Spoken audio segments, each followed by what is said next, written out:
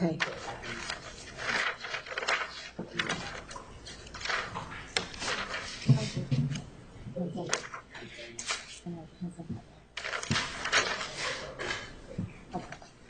Great.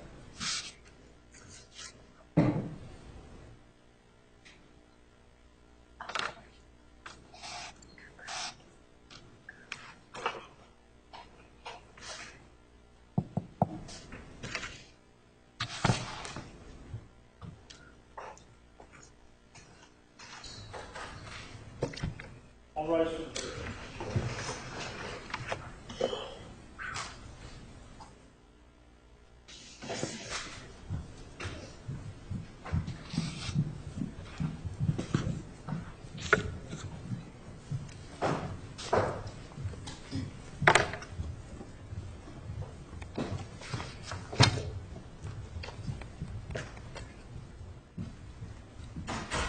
Please be seated. The record will show the presence of the jury, the defendant, and counsel. Ms. Reid, you are still under oath. Do you understand? Yes. You may continue with cross-examination. Thank you. Good afternoon, Ms. Reid. Good afternoon. All right, so yesterday we were trying to get through some questions that you were a little reluctant to answer, I think. Objection assumes facts not in evidence, reluctance argument. This me. You weren't answering some of my questions yesterday because you wanted to hear a recording. Is that right? That's right. Okay. And so you know that you were interviewed by defense counsel, Mr. Nami, and another defense counsel back in July of 2011. Yes. And Mr. Martinez was present? Yes. Okay. And during that interview, you were asked questions, That's right. and you answered questions, Yes. and you were truthful, Yes. right? And you didn't intentionally mislead anybody. I did not. Okay. And so, Judge, I have marked Exhibit 847, which are 3 clips that I'm moving into evidence. Any objection? He has to play them. I don't know what's on there. Approach, please. Approach.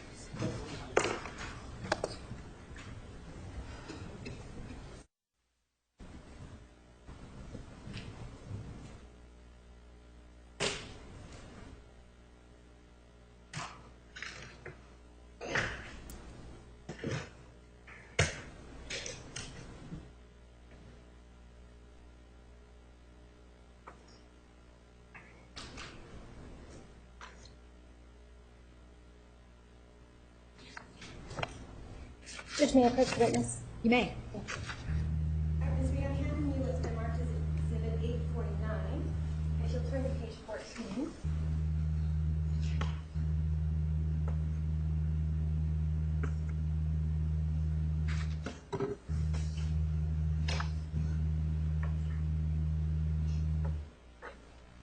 Now, yesterday, I was asking you questions about some of the questions you were asked in this interview, right? Right. And I was asking you questions about your answers in this interview, Yes. right? And I handed you a transcript That's right. yesterday, and you were uncomfortable with the transcript. Is that right? That's right. Because you wanted to hear your own voice. I did. I wanted to make sure it was accurate. Okay. So let's do that.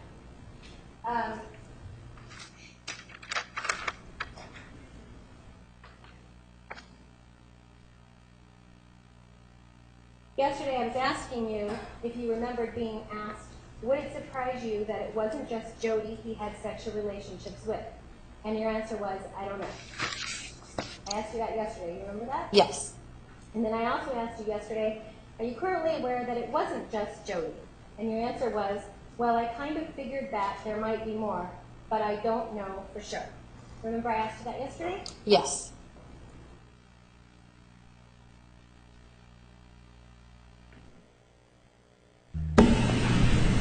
When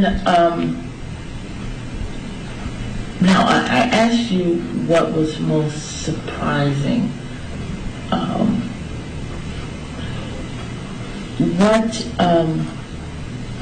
What was most disappointing? I don't know. And that's a tough question about the surprising part too, because it's sort of like, I've known Travis for Do you recognize your voice? Yes. And And so that is you, right? Yes, it is.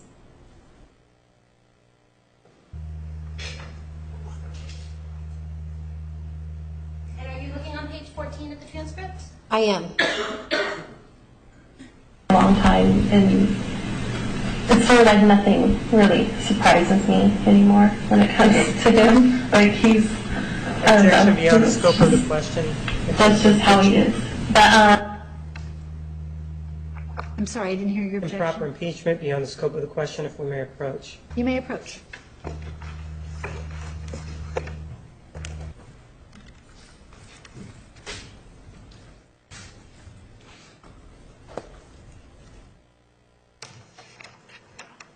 All right, you ready to keep following along with your transcripts? Yes.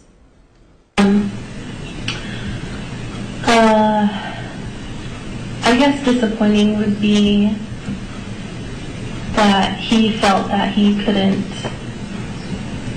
tell me, that he confided in me with so many other things. Let's, What is it that you think he didn't tell you? Just about his sexual relationship with Jodi.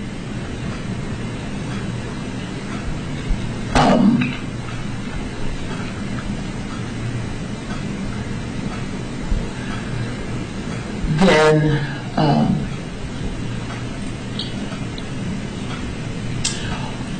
would it then surprise you that it wasn't just Jodi he had sexual relationships with?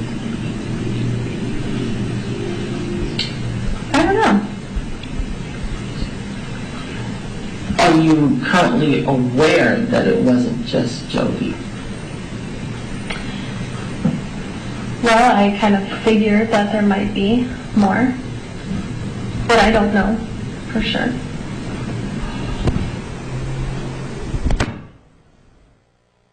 You heard your answers, right? Yes, That was your voice. it was. And that followed along with the transcript, didn't it? It did. So the transcript was accurate. It is. Okay.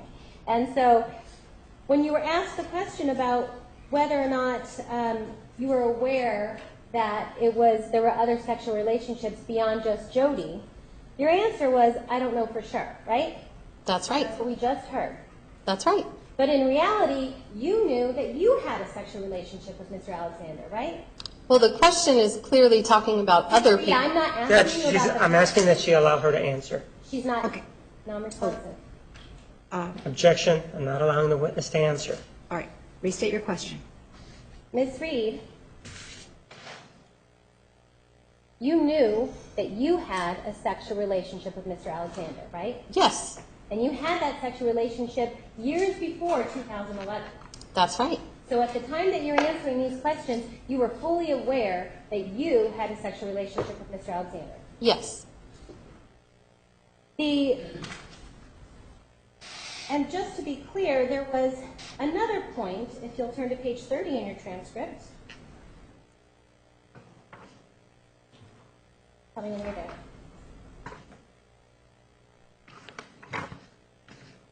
I'm there. Okay.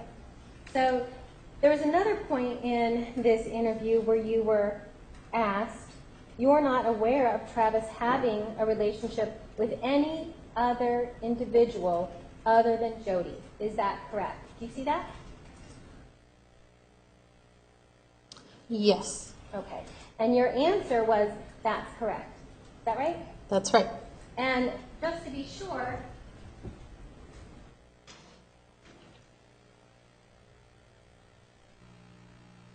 because I know there were issues yesterday, let's listen to what you had to say.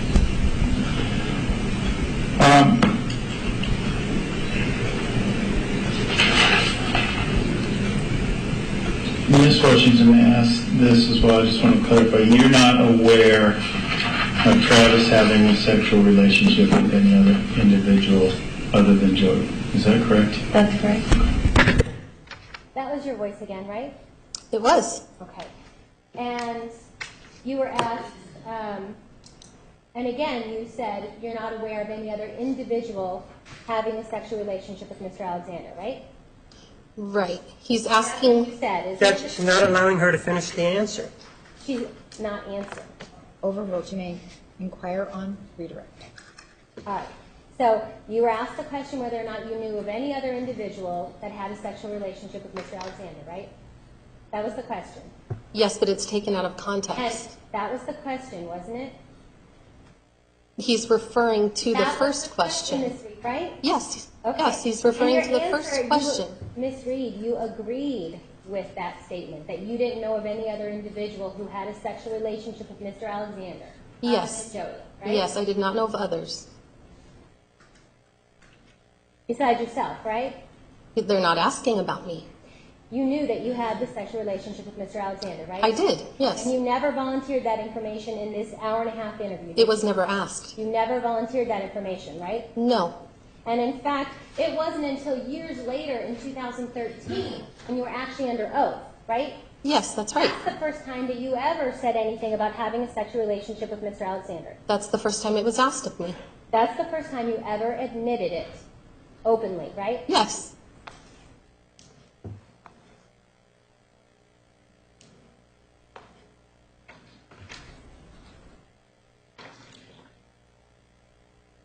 You are a member of the LDS Church, right? That's right. And your family joined the LDS Church in 1979? Yes, Okay, so you were always raised in the Mormon Church, right? that's right. Okay. And you're familiar with missions Yes. and going on missions? Mm-hmm. Is that a yes? Yes, sorry. And why do people go on missions? They go on missions because it's a commandment to go on a mission, or because they decide they want to, they have a desire to do so. Okay. And do most men go on missions? Yes, it is a commandment for young men to go on a mission. Okay. But women can go as well, right? Yes, that's right. But women don't always have to go. That's right. Is it not a commandment? No, it's not. It's just a choice. Okay. And do men typically go for 2 years? That's right. And do women, if they go typically for 18 months? Yes. But they could go longer if they wanted, right? No. They have to come home after 18 months? Mm-hmm. Yes. Is that a yes? Yes. All right. And typically, though, if women were married before, they wouldn't go on a mission if they were married, right? Well, married couples go on missions. Okay, but the woman wouldn't leave her husband at home. No. Okay. You're familiar with what a temple recommend is? Yes. And it's actually like a piece of paper, isn't it? Like a It is. license? It is. Okay. And that paper basically says that you are worthy to go inside the temple. Yes. And in order to be worthy or to have that worthiness to go in the temple, you have to have an interview with the bishop, right? Yes. And the bishop is the head of a ward. Is that right? That's right. And then there's wards that make up a state. Yes. So there would be several bishops in a state. Yes. So the wards, you would go to your ward bishop for this temple recommend interview. Yes. And this temple recommend interview is, I think, is it done every 2 years now? Yes. And it used to be done every year. Yes. And it's an interview where they ask the same questions, don't they? They do. And they ask about whether or not you're following the word of wisdom. Yes. And what is the word of wisdom? It's that you don't, it's like a health code, I guess you could call it. That Okay. you don't drink like caffeine or coffee or tea or certain things. It doesn't really say caffeine in there, does it? It doesn't. It's coffee or tea. Okay. So not drink coffee or tea. And then what about, does the Mormon religion prohibit sexual contact prior to marriage? Yes. And is that something that is asked about in a temple recommend interview? Yes. Whether or not you're following those rules? Yes. And it's up to the person who's being interviewed to be honest, right? Yes. So in other words, if the bishop is asking these questions and the person doesn't want to answer that they have violated the, what would you call it? Is it a law of chastity? Yes. Law of chastity? if the person doesn't want to be honest about whether or not they have been following the law of chastity, the bishop may never know the difference, right? Yes. And it's really basically all on your honor. Yes. If the person is honest about violating the law of chastity, the bishop, there can be consequences for that, right? I'm sorry, if the person is not honest? No, if the person is honest with the bishop. Let's say this person is not following the law of chastity, and they're honest with their bishop about that, and tell them, that they've had struggles with following it, and they have broken the law of chastity in the last year or two. That bishop has the ability to make consequences for the person, right? Yeah, it's up to the discretion of that bishop. You may or may not get that temple recommend. Okay. So in other words, the bishop could say you are not temple worthy, right? He could. And the bishop could then not give that person their temple recommend. Yes. And if they don't have that temple recommend, they can't get married in the temple, right? Not right away. If they don't have a temple recommend, they can't get married in the temple. That's right. Okay.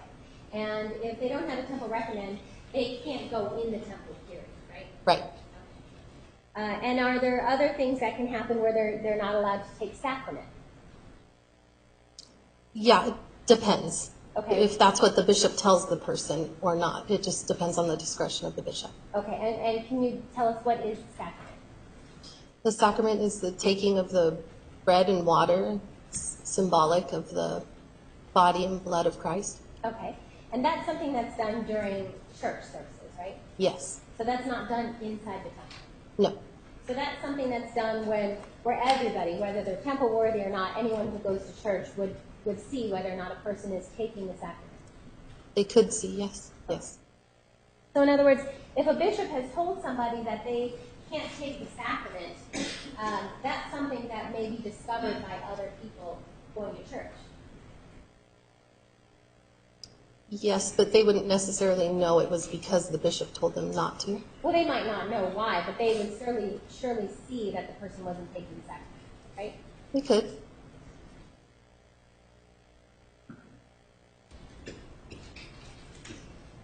And one of the things that can happen is the person, you don't always have to have a temple recommend interview to talk to your bishop, right? No. You can talk to your bishop anytime you want to. Yes. And in fact, if you're having struggles about following the rules or laws, you can talk to your bishop about that. Yes. And you don't have to wait for the temple recommend interview. Yes. And when you go talk to the bishop, isn't that kind of saying, I'm going to go to the bishop? You've heard that saying before, right? Sure. Yeah. And so if a person chooses to talk to the bishop about some of the struggles they're having, the bishop still has that same discretion to take away their temple recommend, right? Yes. Even though it's not a temple recommend interview. Yes. And the bishop would have, depending on the severity of the struggles, the bishop would also have the ability to do other things besides take away the temple recommend. Yes. Like what kinds of things? Like disciplinary type things, like disfellowship or excommunication. Okay. And disfellowship means what? They're just certain restrictions for a period of time as of what things you can participate in church. Okay. And is it that you can be seen but pretty much not heard? No. So is the person who's disfellowshipped, are they allowed to go to church anymore? Yes, they are. Okay. But they're not allowed to get up and speak at church, right? If they're disfellowshipped. I don't know. I don't know exactly. Because I think you could get up and like bear your testimony. I'm not 100% on that anymore. Okay. And excommunication means you are no longer a part of the church, right? That's right. Your records are removed from the church. Okay. After somebody were to talk to the bishop about the struggles that they're having, and let's say that there's some type of disciplinary issues or actions taken, that person is still able to earn their temple recommend back, right?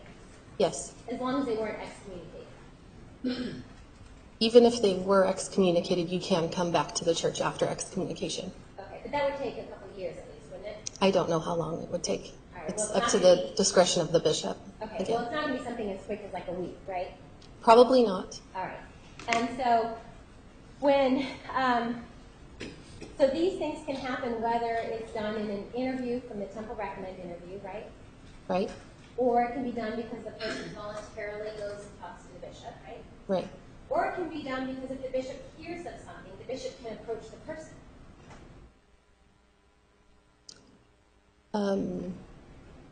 I don't know. I suppose so, but I don't know. Okay. Well, so if the bishop hears that there's something very bad going on with a certain person, they don't have to ignore it, right? That would be up to the bishop. I've never been a bishop. I don't know. Okay. So we would hope that the bishop wouldn't ignore these bad actions, right? Objection, speculation, relevance as to her hopes. Relevance as to her hopes. Sustained. And now you first met Miss Sarah Alexander, is it 1999, 2000, or 1998? I think it was 1999. Okay.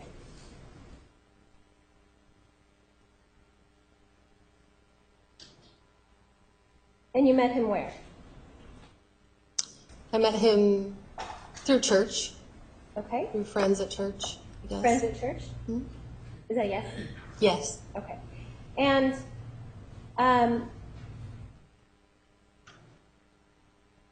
when you're going to church, you would be mainly going, your friends would, you're mainly hanging out with the same people that are in your own ward, right?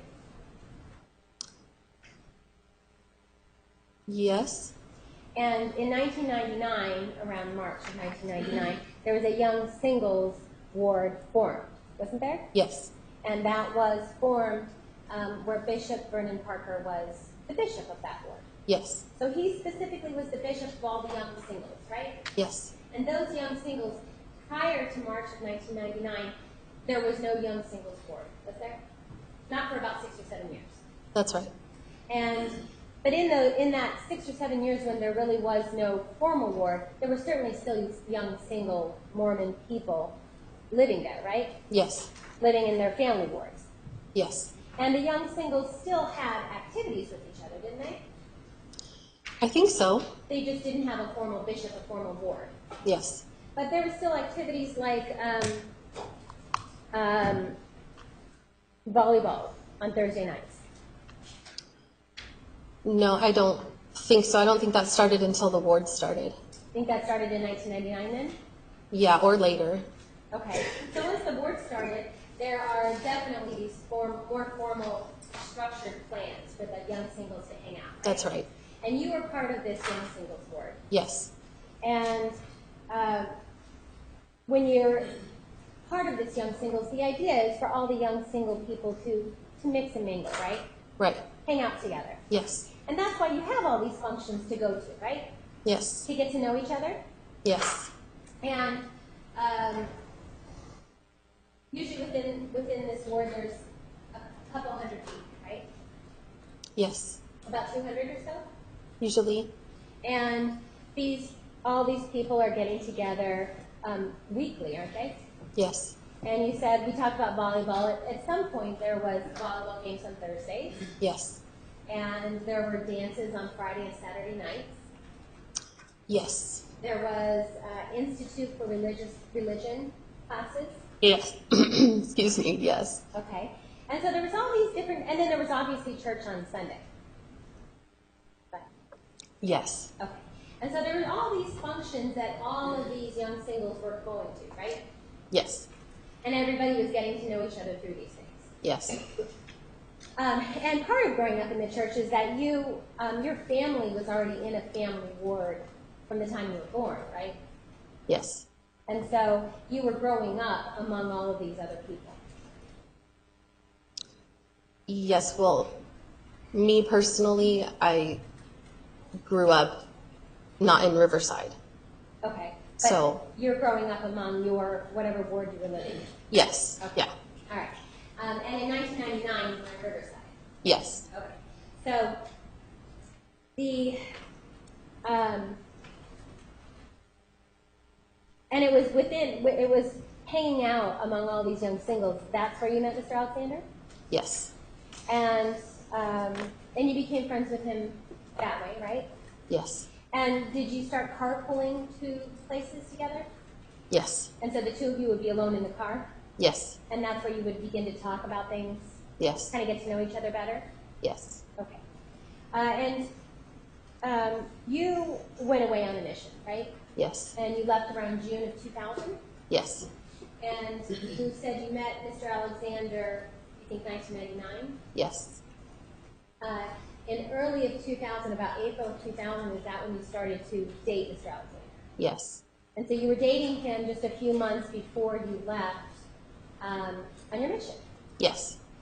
And when you were dating, you obviously didn't marry him before you left for your mission, right? Yes. Because you left for your mission. Yes. And had you gotten married to Mr. Alexander prior to leaving, you never would have left. Yes. But you did discuss marriage a little bit before you left, right? Yes. And when you're gone on your mission, there is really no contact other than a phone call, maybe 2 phone calls twice a year. A phone call twice a year. And letters. Letters, yes. Okay. So in other words, there's no regular phone contact going on. No. And the point is, because you're supposed to be focusing on your mission, right? Yes. They don't want young women focusing on boyfriends back home. Yes. So while you were away on your mission, you and Mr. Alexander were writing to each other back and forth, right? Yes. And you actually saved the letters that he wrote to you. Yes. And you turned those letters, a couple of years ago, you turned those letters over to Mr. Martinez. Yes. When you left for your mission, you said you had talked about marriage a little bit, right? Yes. And you were going to be gone for 18 months? Yes. So these letters that went back and forth in the beginning of your mission, Mr. Alexander talked about being your husband, didn't he? Yes. And he talked about wanting to be your husband. Yes. And he couldn't wait for you to come home so he could be your husband. Yes. And he made promises to you that he would be the best husband ever. Things like that. Yeah, it's been a long time since I've read them. Right. But generally speaking, there was definitely a lot of marriage talk going on, right? Yes. And he talked to you about how much he loved you. Yes. In the letters. In the letters, yes. And at some point in November or December of 2000, there was some talk about you wanting to come home. I don't remember. Possibly. You remember talking to or writing to Mr. Alexander that you were thinking of coming home and he would be so happy. That it could be a possibility, yeah. Right? Yeah. And he would be so happy if you came home, but he understood if you stayed. Yes. And you were writing letters back and forth about that, right? Yes. And if you came home, the expectation was you were going to get married Yes. to Mr. Alexander. Yes. And he was right along with that, right? Yes. And those are the things that he was saying to you in the letters that he was writing you. Yes. By spring of 2001, you're still on your mission, right? Yes. And in spring of 2001, you there were some issues going on between Mr. Alexander and your family. I don't know what you mean by issues. Well, Mr. Alexander was writing to you that your family didn't like him, Yes. and he was very upset by that. Yes. And he talked about some of your family members being ignorant, not knowing what they're talking about. I don't remember him saying that. You remember him being upset by the fact, his letters, being upset by the fact that your family didn't like him. Yes. And you remember that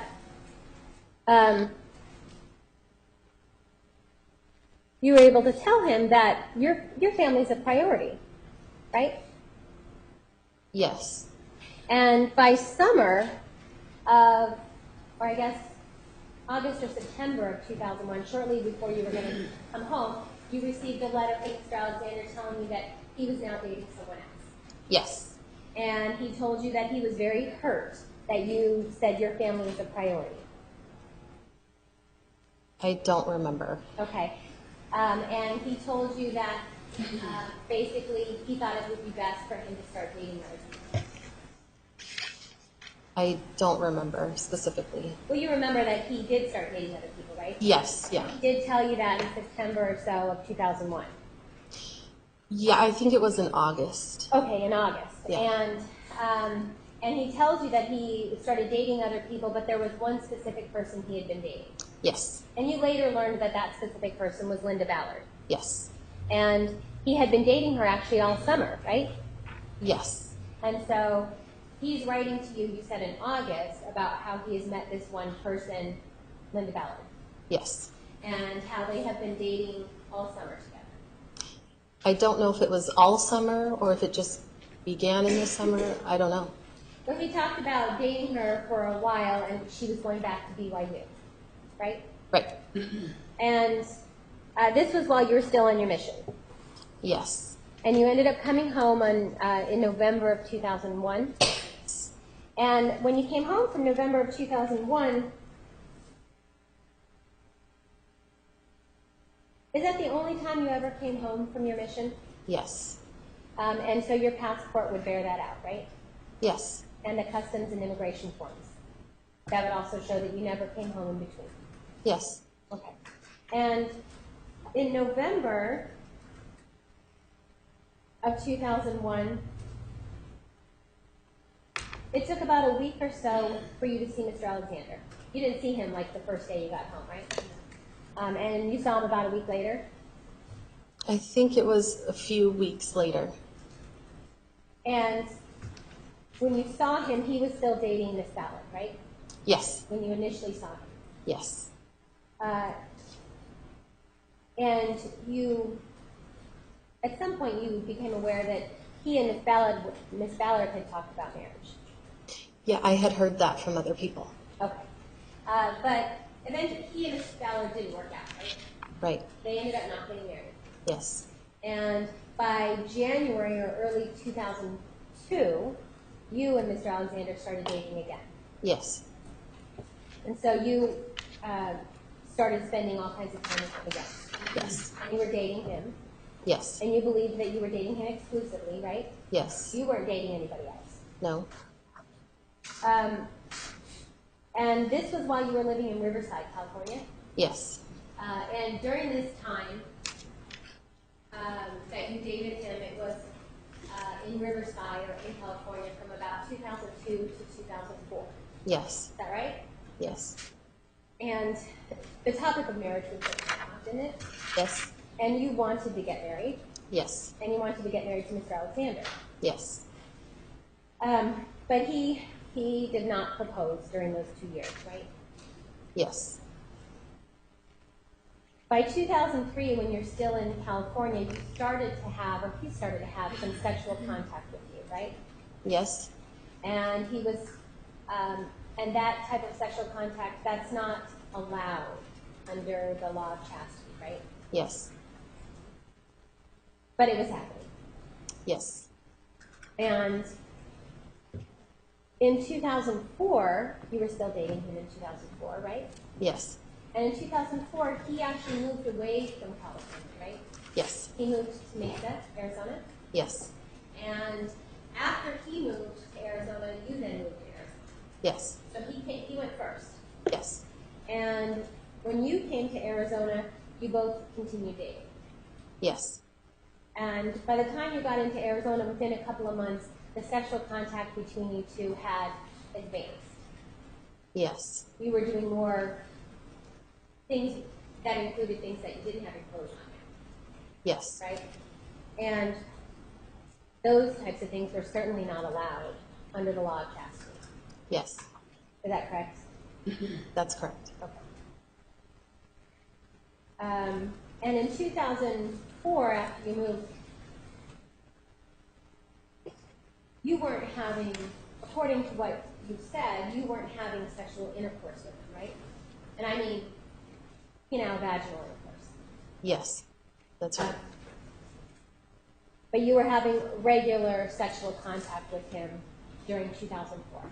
Yes, And this would be times where you would come and spend the night at his house, yes, and sometimes you would spend the night he would spend the night at your house. yes, And at times you would feel guilty about it, right? yes, Because this was something that, being raised in a Mormon family, you knew that it was violating the law of chastity. yes. But in 2004, you didn't talk to your bishop about it, right? No, And to your knowledge, did Mr. Alexander talk to his bishop about it in 2004? not to my knowledge.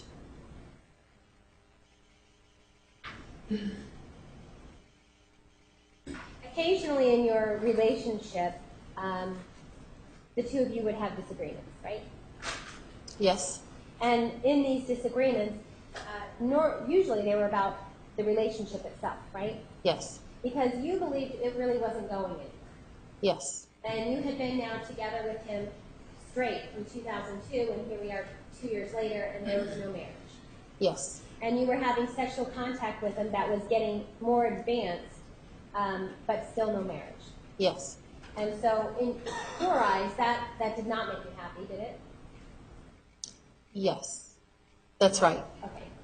And so when you would have these disagreements with Mr. Alexander, it was usually about the relationship, right? Right, And where it was going. right, And at times these disagreements would lead to breakups. yes, And there would be a breakup, and then you would get back together with him later. yes, And when you would get back together with him, you would still have this sexual contact going on. yes, And the type of sexual contact that it had advanced to, you were both having oral sex at this point yes, in 2004. yes, Is that right? And this, again, it was violating the law of chastity, right? right,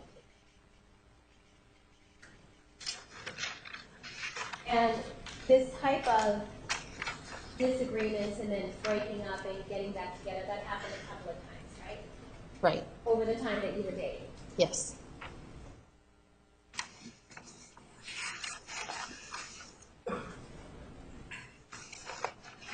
In getting married, obviously that was something that you had hoped for, yes, and it was something that you wanted, yes, but Mr. Alexander was not proposing to you, right?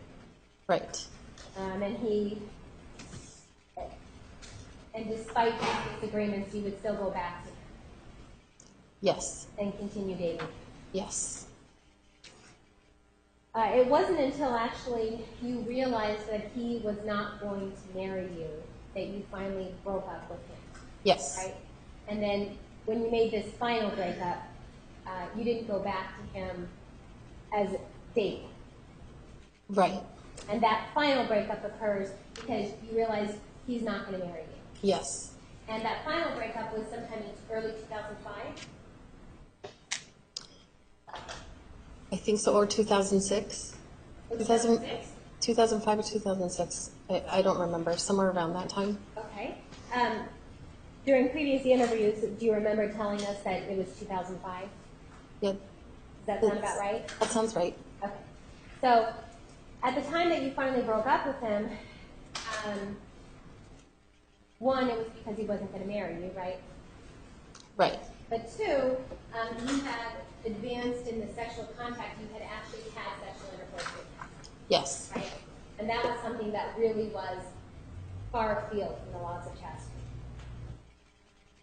it was violating the law of chastity, yes, And that was something that, after that occurred, he still wasn't marrying you, right?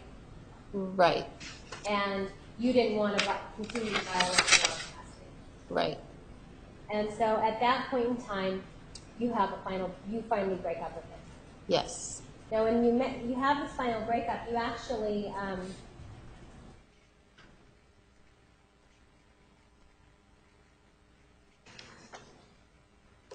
you didn't stop contacting him, though, right? right. You still had contact with him. Yeah, there was a period of time where we didn't have contact, but then we started having contact again, yes, And that kind of contact was you remained friends. yes, And you would have phone calls with each other. Yes. and text with each other, Yes. and you would see each other. And something where he might come over, Yes. or you might go over there, Yes. but it was now friendly. Yes. And really, I think since your breakup, you only had one slip up where you had a passionate kissing. Yes. And that there was no, other than that passionate kissing, you didn't let him do anything else, right? That's right. And you had this contact with him where you would see each other as friends, right? Yes.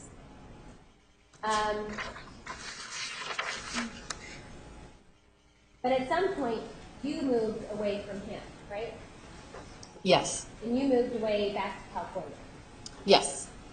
And at that point in time, even though you moved away back to California, you still had contact with him by phone Yes. and by text. Yes. And there were times that he would come and visit you in California. Yes. But you wouldn't see him as often as when you lived here. Yes.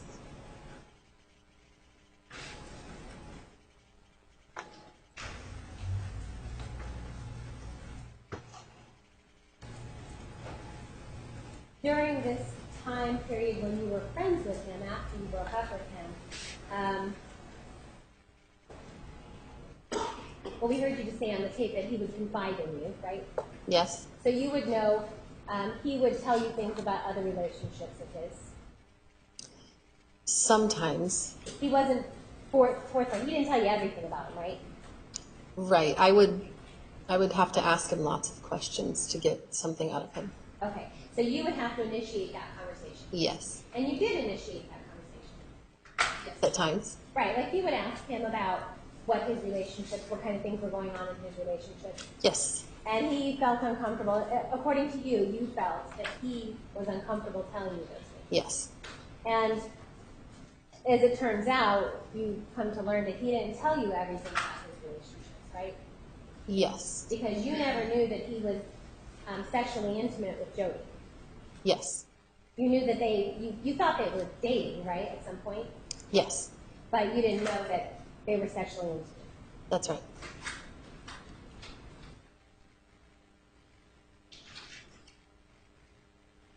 And when you would have these conversations with him, sometimes did you volunteer information about you dating other men? Yes. But he didn't want to hear that, right? That also made him feel uncomfortable. Yes. Made him feel uncomfortable to think about or hear about you with other men. Yes. And so though usually you didn't get into it very much, right? Yes. Because he didn't want to hear it. Yes.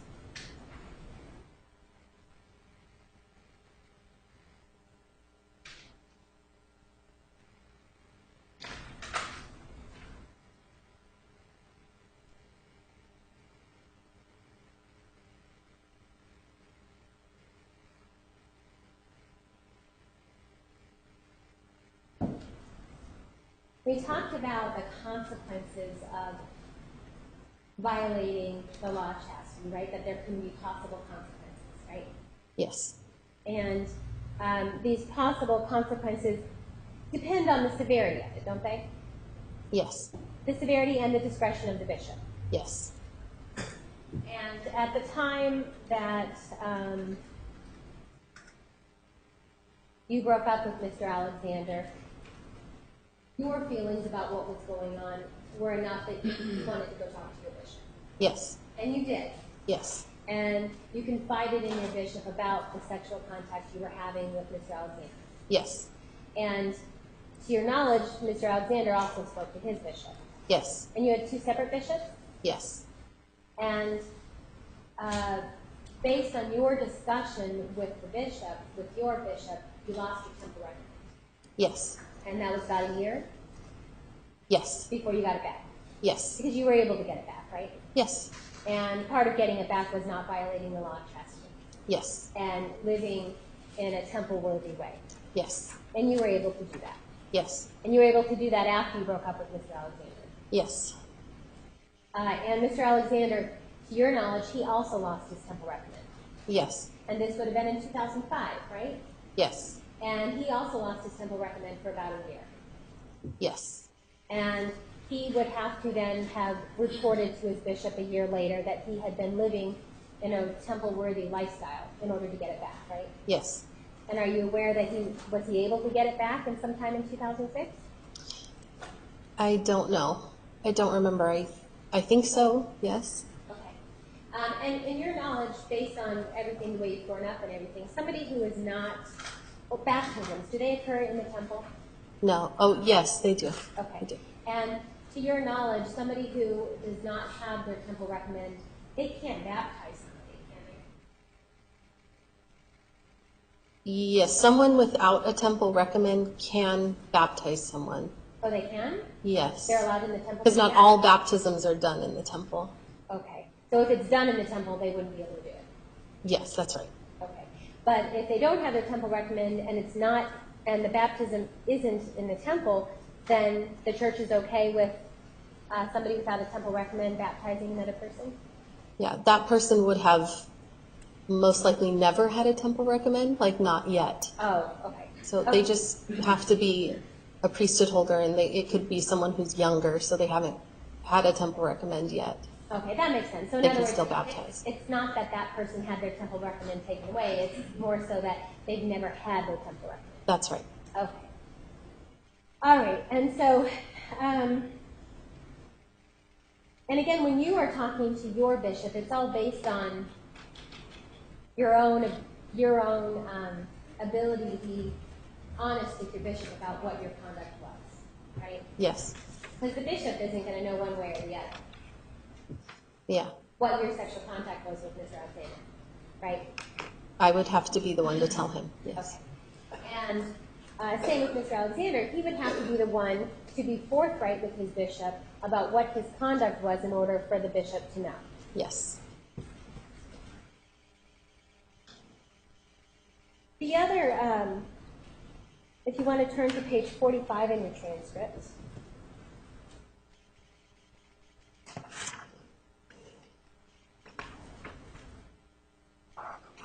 And again, this deals with an interview that you had in 2011, right?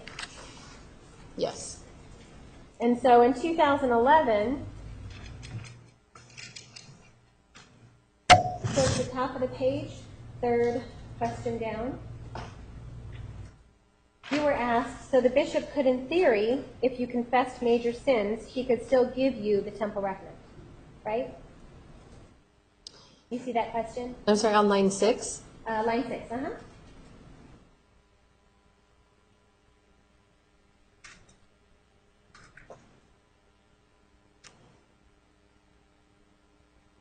Okay, yeah. Okay. Yes. So you were asked about whether or not, if the person in theory confessed major sins, the bishop, meaning he could still give you the temple recommend. Because you were talking about discretion, right? Yeah, it's up to the bishop's discretion. Okay. And your answer was, he can pretty much do that. I think, I don't know. I'm not. You finished, right? Is that right? That's right. Okay. And they go on to ask you, do you have to go through temple recommend as well? And your answer was yes.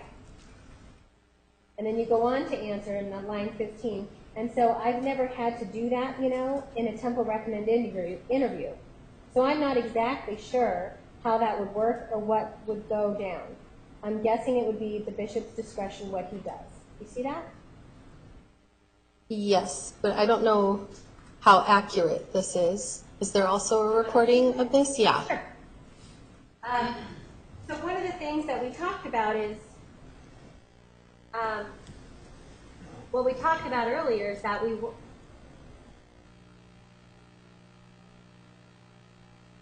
you weren't always forthcoming about some of the things that happened in your relationship with Mr. Alexander, at least in 2011. Objection mischaracterizes her testimony. Sustained. And so here you're talking about what happens if you're confessing to a bishop about some type of major sins and what the bishop can do, right? You see that from the page? Yes. Okay. Yes. And you tell the interviewers that you don't know, you've never been through that situation, and we can listen to it.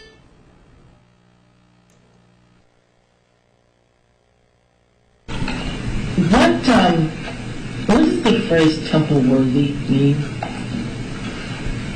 It means that you you comply with certain rules and that you are doing what you should and keeping the commandments. That's what I mean. Is there a, And Ms. Reid, just so you know, to give this context, this is on page 44, starting on page 44.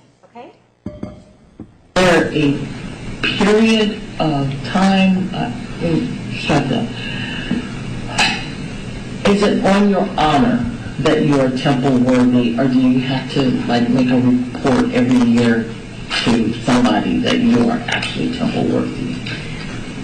You do. You have a temple recommend, which is like a little piece of paper, like a license should be, and you interview with your bishop. It used to be every year, but now it's every 2 years. You renew your temple recommend. And so you sit down and you will have an interview with your bishop, and he will ask you certain questions about your worthiness, and then sign off on your recommend. And that is on your honor to tell the bishop the truth. Yeah. Doesn't force people to say things. So he asks questions and he will answer. So assuming that you received your temple recommend, that means that you have satisfied the bishop's questions, that you have maintained the commandments and done what you were supposed to do. If you got your recommend. Don't mess up too long.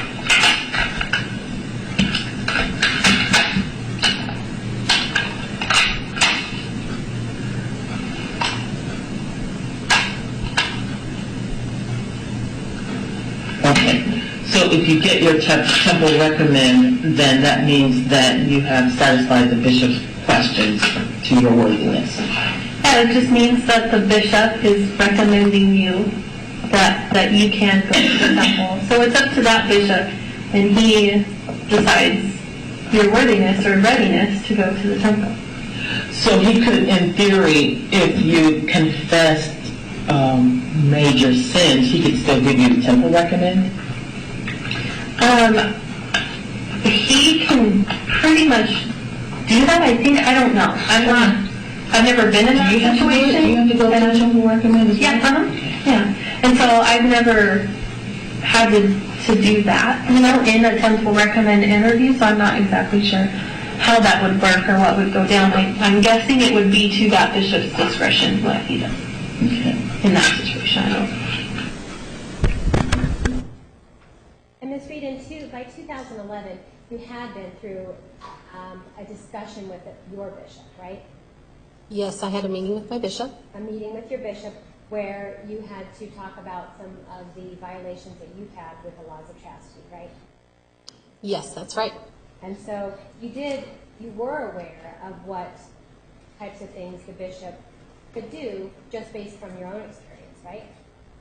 In my meeting with him, yes, but it wasn't a temple recommend interview.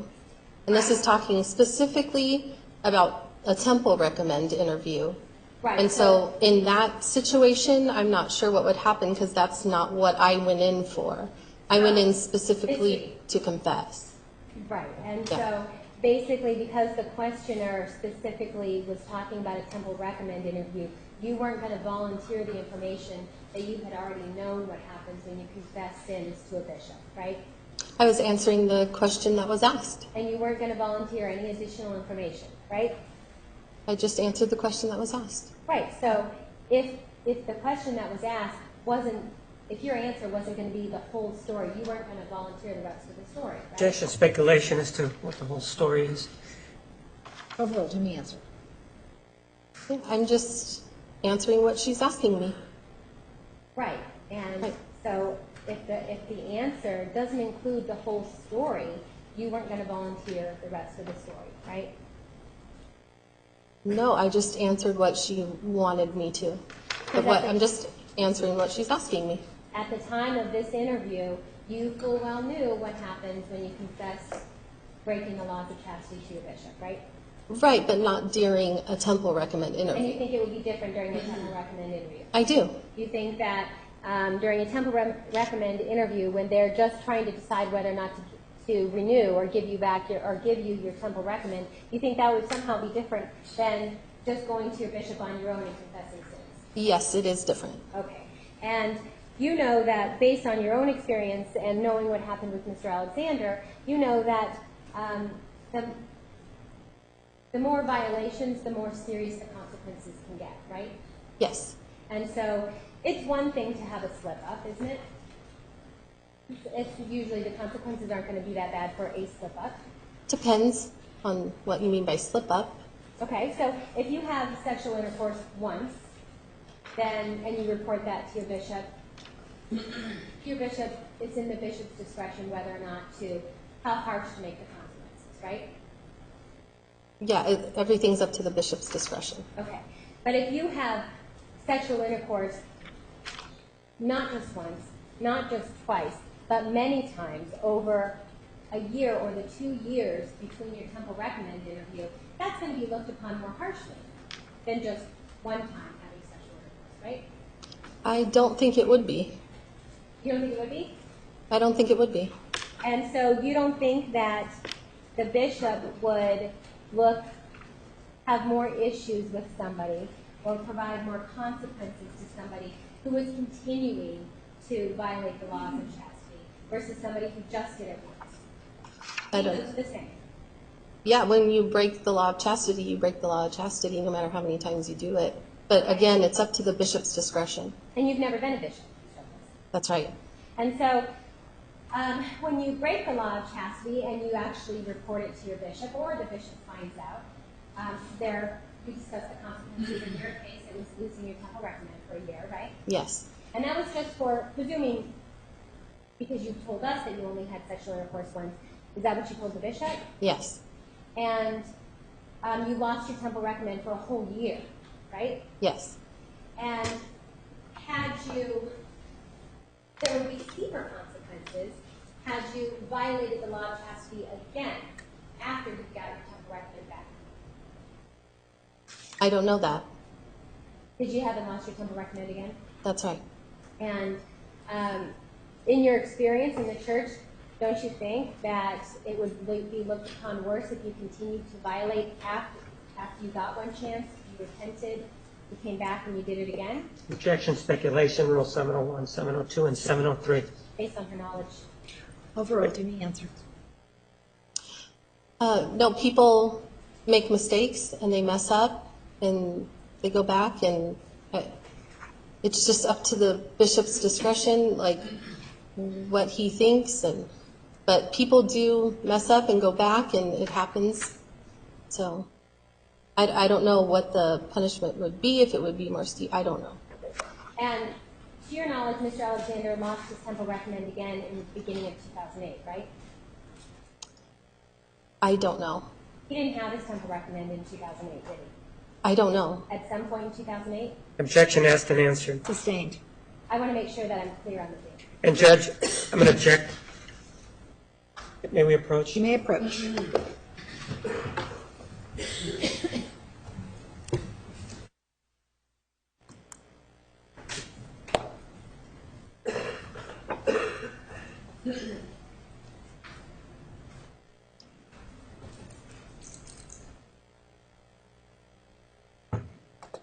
Ms. Reid, at some point in at any point in 2008 or in 2007, are you aware that Mr. Alexander lost his temple recommend again? Objection, compound question. Please state your question. All right, I'll ask again. At any time in 2007, are you aware that Mr. Alexander lost his temple recommend again? I don't know. And so you're not aware? No. So he didn't confide that in you? No. And in 2008, at any time of 2008, are you aware that Mr. Alexander did not have his temple recommend again?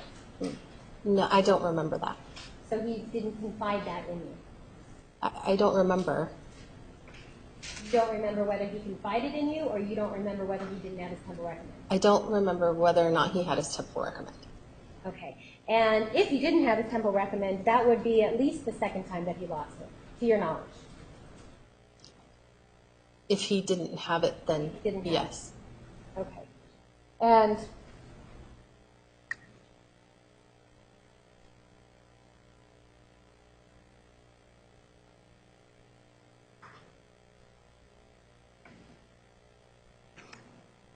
if he didn't have his temple recommend in 2008, that would be pursuant to a bishop taking it away, right? Objection asked and answered. Sustained. Judge, may we approach? You may approach.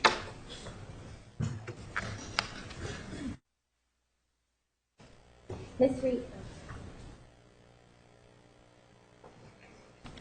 if Mr. Alexander had his temple recommend taken away again, usually it would be because the bishop did it, right?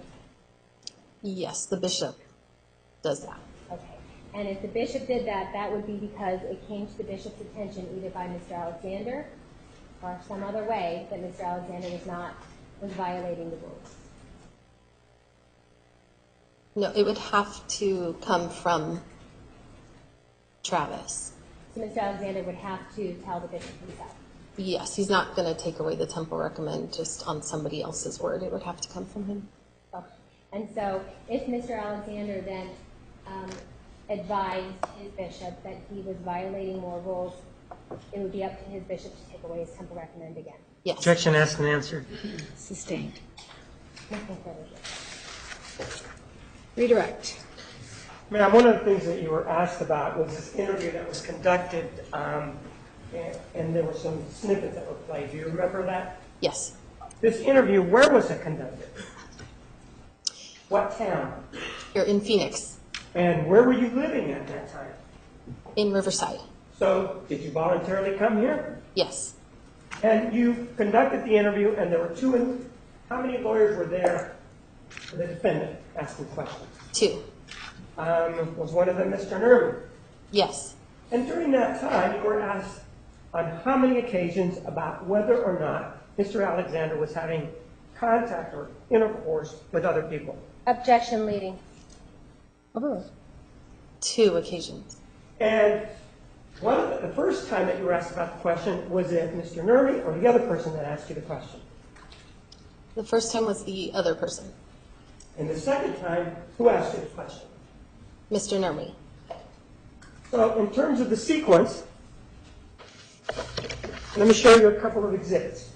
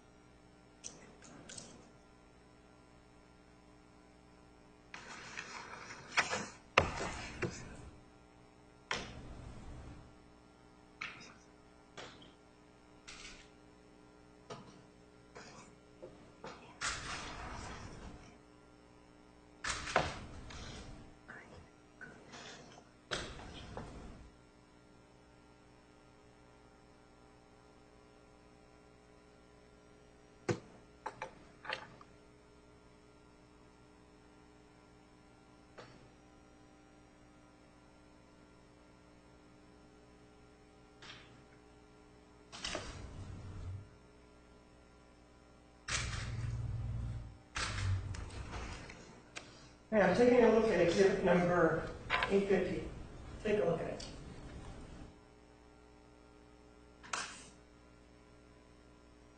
Did you preview or listen to that excerpt before you came to court? Yes, I did. Did you listen to it today? Yes. And on this excerpt, does it include the question asked by an individual? Yes. Objection foundation, which individual? Overruled. Does it include your answer? Yes. Which of the two individuals is asking the question? The male, the nerdy, or the other person? The other person. And the other person's name, do you remember their name? Yes. What is that? Last name. Miss Washington. So did Miss Washington ask the question first? Yes. And is that contained in Exhibit 850? Yes. I move for the admission of Exhibit 850. Objection, may we approach? You may.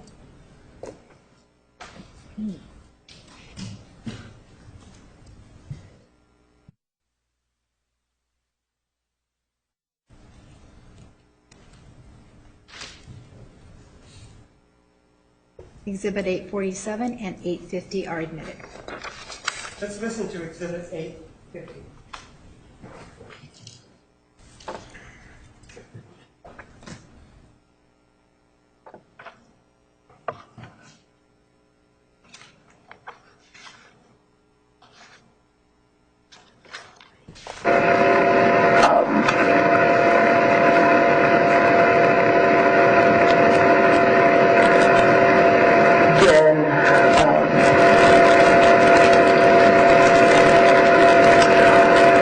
Would it then surprise you that it wasn't just Jodi who had sexual relationships with? I don't know.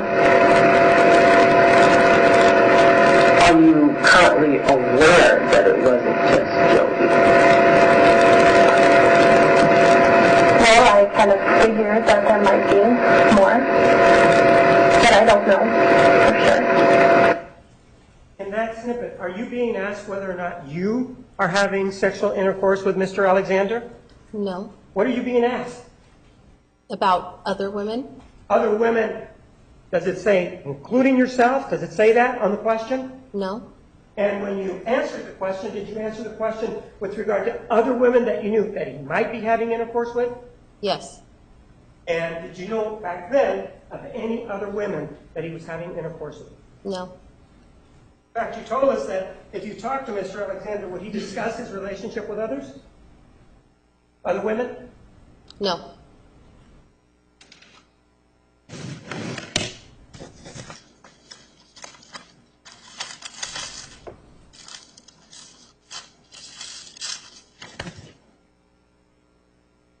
With regard to exhibit number 851, you also have occasion to listen to this before you take to court. Yes. And does it contain the second time that you're asked about this same issue? Yes. I'm going for the admission of 851. Same objection. Overruled. 851 is admitted.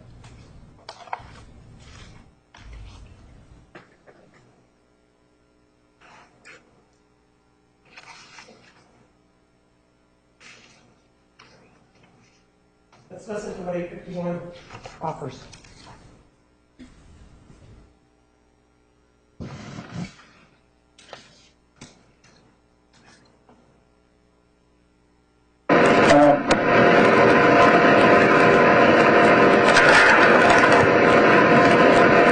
This question's going to ask this as well. I just want to clarify. You're not aware of Travis having a sexual relationship with any other individual other than Jodi. Is that correct? That's correct. The person asking that question is who? Mr. Nermi? And he references a question asked by whom? Ms. Washington? So this question is referencing a previous question that you were asked, right? Right. Objection leading and calls for speculation. Overruled. The answer will stand. And the previous question that you had been asked, what did it deal with? Objection speculation as to Overruled. You may answer. Sexual relationship with other women. And at any time where you asked, well, did you ever have any, or did you have sexual intercourse with Mr. Alexander during that interview? No. You did testify in the previous trial, didn't you? Yes. And with regard to that, were you asked whether or not you had had sexual intercourse with Mr. Alexander? Yes.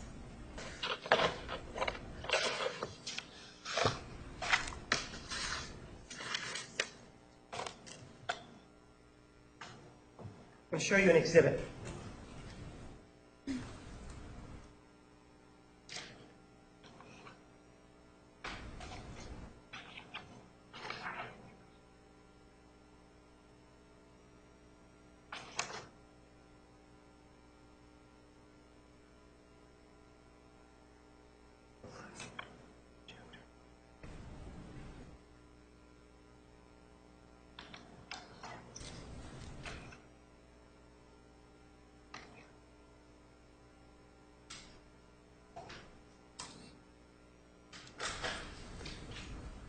At the previous trial, was there a court reporter sitting there? Yes. When we conducted the interview, when you came out to Phoenix, was there a court reporter there? No. Was there just tape recorders? Yes. Take a look at Exhibit 852 and see if that references the question and answer involving your sexual relationship with Mr. Alexander.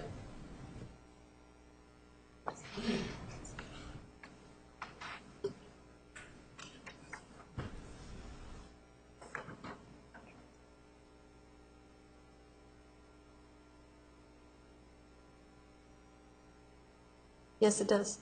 Is that the question? Are there the questions and the answers there? Yes. I can have it back, please.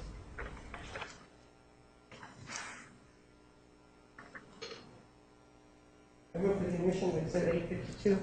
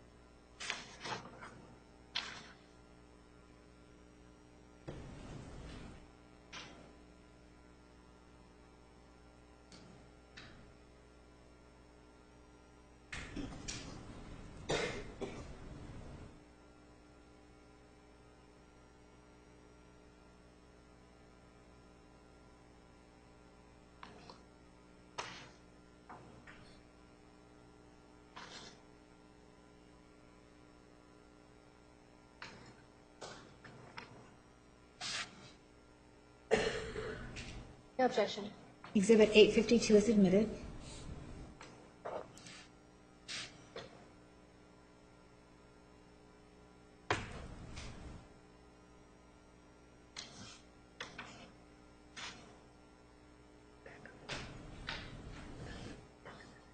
Take a look at the apprentice portion of 852. Just here.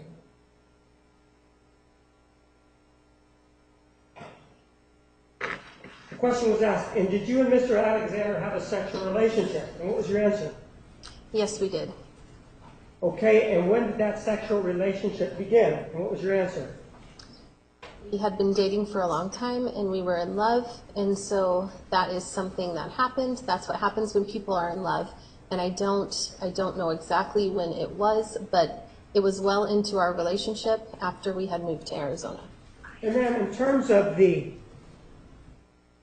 sexual relationship, in terms of actual penis vaginal intercourse, how many times did that occur between you and Mr. Alexander? Once.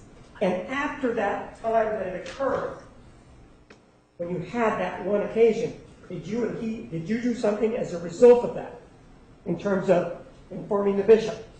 Yes, I went and had a meeting with my bishop. I'm sorry, I didn't hear you. I had a meeting with my bishop. So was it as a result of that one intercourse as I just defined it? Yes. And as a result of meeting with the bishop and telling him this, what was the sanction that was imposed? In other words, what happened to you? I had my temple recommend taken away for a year. But the defining moment for you was when there was penis to vagina contact, right? Objection leading. To me, answer. Yes. And after that incident, after that sexual contact, did you and he then ever have any sexual contact again? No. You did mention a kiss, a passionate kiss. Was that after the sanction or after you went to the bishop? Yes. And in terms of whether or not you know what Mr. Alexander did you and he have the same bishop back then? No. And you talked about it, and did he tell you he went to the bishop? Yes. But you didn't go with him and see what happened with him, though, right? No. But suffice it to say, after that, sexually speaking, nothing happened between you and him. Yes. In terms of sexual contact, are the rules somewhat relaxed for women as opposed to men? Objection, Knowledge Foundation. Overruled. You may answer yes or no. No. So, for example, not saying it's true, but if from what you know, if the defendant was having sexual intercourse and the law of chastity applied, would she also be required to go to the bishop and confess? Yes. Objection, knowledge, foundation, and relevance, and beyond scope. Overruled. Would she? Yes.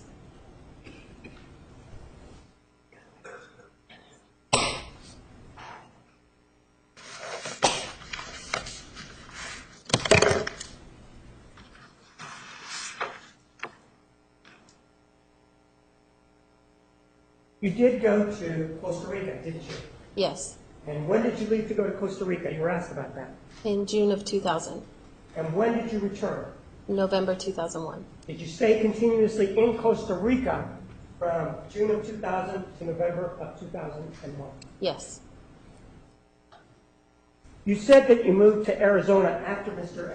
Mesa, after Mr. Alexander moved here, right? Yes. Prior to moving here, where were you working out in California? In Irvine at the Knox Company. You were working where? Irvine? In Irvine, California. And what was the name of the company that you were working for? Knox Company. And what happened at Knox Company in terms of your employment? The company was moving to Phoenix. And so if you wanted to keep your job, what did you have to do if you wanted to keep your job once the company was moving? Objection, speculation.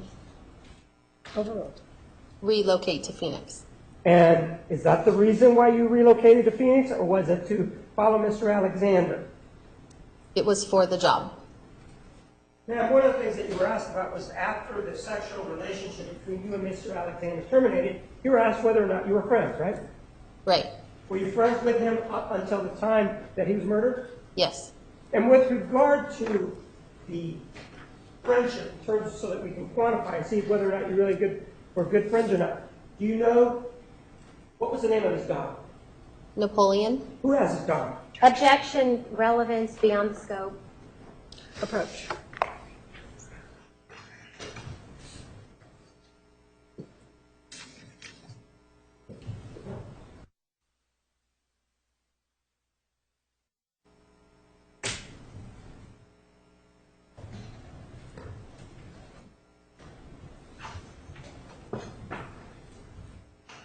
You were asked about what he told you about other women. Do you remember that line of questioning? Yes. In terms of the friendship, to see what type of friendship you had. Objection, misstates the evidence. Testimony. Please state your question. You were asked about your friendship in the context of whether or not he spoke to you about other women, right? Right. And in terms of the relationship, who would initiate the questions about the other women? I would. And was he immediately forthcoming, or was it something else? He would reluctantly tell me a few things. And would he be mean about it, or would he just indicate to you that that's not something that you want to talk about? Objection, compound question, leading. Overruled. Do you need an answer? He was not mean about it. He just didn't really want to talk about it. One of the things that you were asked about was some of the young singles activities. Do you remember that? Yes. Even though you were asked about the young singles activities, the young singles ward, was it in existence back in 1997 or 1998? No, it wasn't. When did it come into being, this young singles ward? March of 99. I don't have any other questions. Any questions from the jury? We do have a couple.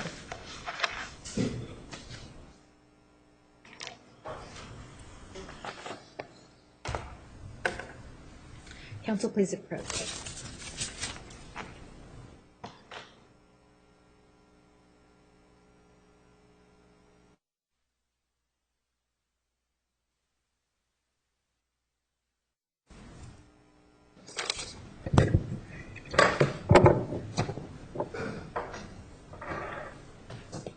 All right, Ms. Reid, the jurors have some questions for you. Did you tell the bishop about all of your sexual contacts? Yes. Did you tell him with whom? Yes. How often? How How often did you tell him? did I tell him? Well, I told him once, the first time, and then I would continue to go back to the bishop throughout the year just to talk about different things and how I can get back on track. And I would go and he would advise me on spiritual matters and stuff. Was there any sexual contact after the loss of the temple recommend? I'm sorry, could you read that one more time? Was there any sexual contact with Travis after the loss of the temple recommend? No, there was not. Did Travis at any point tell you that he was sexually abused or assaulted as a child? No, he did not.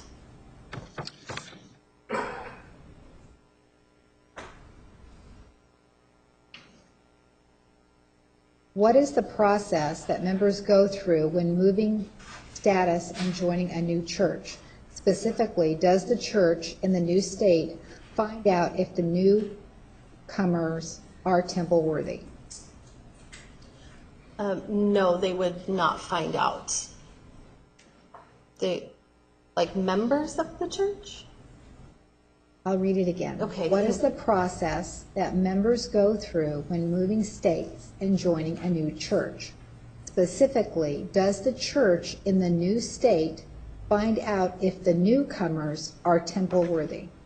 Okay, usually when someone moves to a different state or a different area, they would go and meet with the bishop, and they would probably talk about, if they were, adults, they would talk about whether or not they had a temple recommend, whether or not they wanted to get one, and just talk about where they're at in their lives. When did the church go from yearly temple worthy interviews to every 2 years? I don't remember. I think it's been several years now. Sorry, I don't remember exactly. Was this change across the board in all states? Yes, church-wide. Yeah. After the breakup, did you discuss that you would be speaking to the bishop? Yes. Who went to the bishop first to confess what rules had been broken? It was around the same time, but I don't remember who technically had the meeting with their bishop first, because we had 2 separate meetings. Any other questions? Follow up from the state. Ma'am, when you went to see the bishop after you had this sexual contact with Mr. Alexander, did you divulge everything to him about the relationship between you and Mr. Alexander from a sexual standpoint at that one meeting? Yes, I did everything.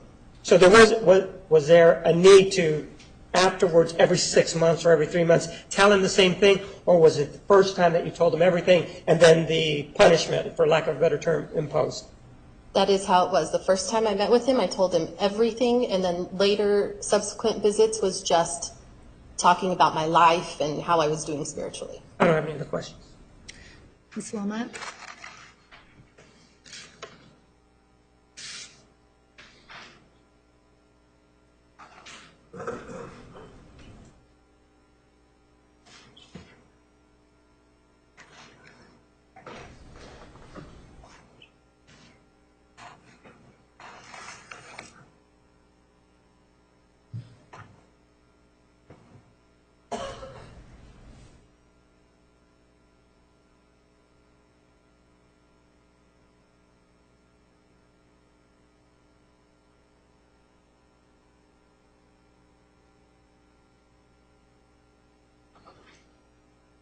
Ms. Reid, you said that your temple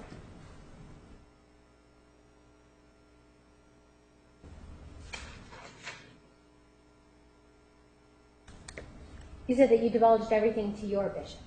Yes. And by divulging everything, was that everything starting since 2003 Yes. and leading up to 2005? Yep, from the whole of our relationship. And for that, you were sanctioned for 1 year without a temple recommend. Yes. And you have no idea what Mr. Alexander told his bishop, right? That's right. And during the time that you were having this sexual contact, did you go into the temple? Objection beyond the scope of the jurors' questions. Overruled to me. No. So for the years 2003 to 2005, you didn't enter the temple? No, that's not true. You did enter the temple then? I probably did. Yes, because my temple recommend wasn't taken away at that point. Okay. But while you were having sexual contact, you were entering the temple? Yes. And is that something that you also told your bishop? Yes. That you entered the temple even though you were having sexual contact? Yes.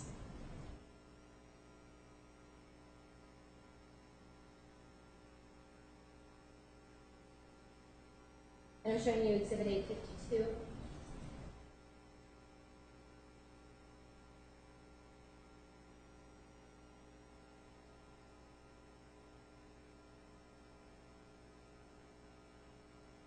And you were asked the question, when did the sexual relationship begin? And your answer was, but it was well into our relationship after we moved to Arizona, right? Right. Objection beyond the scope of the questions. Sustained. And And if you could remove that from the EMO, please. when you talked to the bishop, did you tell the bishop that actually your sexual contact, sexual relationship started before you moved to Arizona? Well, we didn't have sexual intercourse until that time. Right, but this question was sexual relationship. So I'm asking you if when you talked to your bishop, did you tell the bishop that you had a sexual relationship with Mr. Alexander before you moved to Arizona? Yes. Something different than what you said in the transcript in 2013. Objection beyond the scope of the questions. Sustained. Nothing. All right, ladies and gentlemen, 10-minute recess. 10-minute recess. Please remember the admonition. All rise for the church.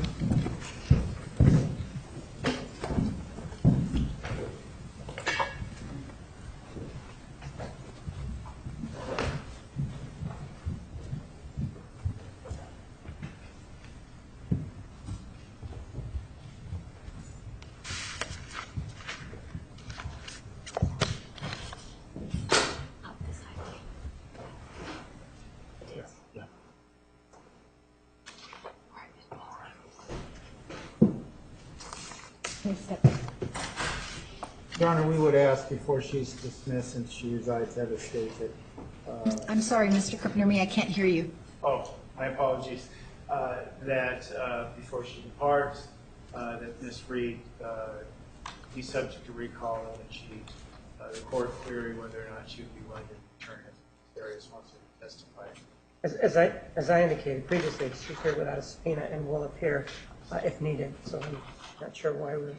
So, Ms. Reid, what Mr. Martinez just indicated is that you are willing to return if requested. Is that correct? That's correct.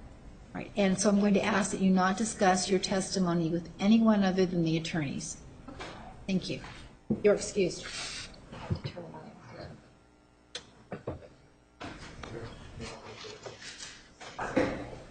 All rise for the jury.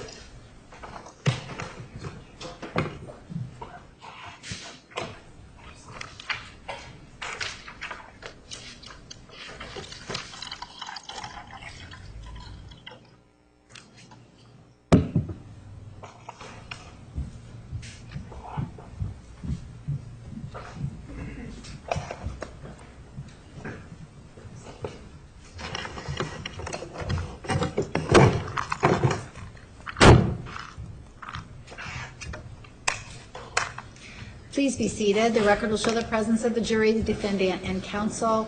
The state may call its next witness. Mr. Parker, please come forward.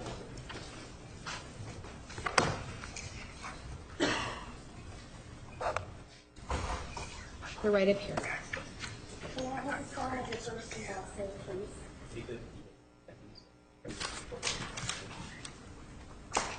Vernon. And last name again, Parker? Please raise your hand.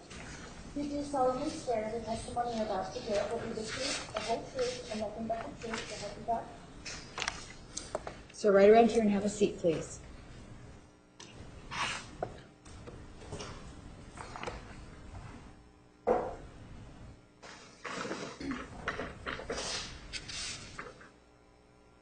May I have your name, sir? David Vernon Parker, And who do you work with? retired, but I do some consulting for myself. What kind of area? Accounting, I'm a CPA, CPA background. And how long have you been retired? I retired in 2001 the first time. And what did you retire from in 2001? I managed the accounting department for Fleetwood Enterprises in Riverside. And you say that you retired the first time. What did you retire second time? I just been doing little things here and there, insurance brokerage, and so on. Do you mind pulling that just a little bit closer, and because what happens is when you do that. It's right here? Yes. It didn't quite pick it up. Are you Mormon? Yes. And, sir, in terms of your service to the Mormon Church, after adulthood, did you have callings, if you will, to certain duties within the church? Yes. After 18, what were your callings? After 18, I served a mission in Austria for 2.5 years. Then various callings, teaching Sunday school classes and so on until I was 27, I guess, and completed MBA. And then At 27, you became what? I'm sorry. then I became a counselor in the Elders Quorum presidency. Want me to use the church terms? Sure, go ahead, please. Okay, I was a counselor in the Elders Quorum presidency, then I was ward clerk, and then a counselor in the bishopric. Okay, what's the bishopric?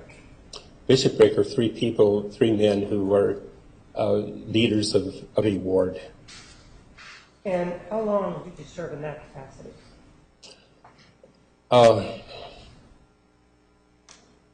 In the bishopric, Yes, yes, sir. over the years, Well, yes, over the years. okay, it was 6.5 years about. But that's in three different times I was bishop and twice as a counselor. Did you ever serve as a bishop? Yes. When did you serve as a bishop? First time was in 1975, and then again called due to a division in 1978, and then again with the Young Single Adult Ward in 1999. So you started in 1990 to serve as a bishop? Yes, And how long did that last, serving as a bishop in 1999? 3 years. And Your Honor, I hate to interrupt. May we approach with Mr. Yes. Parker's attorney? Yes.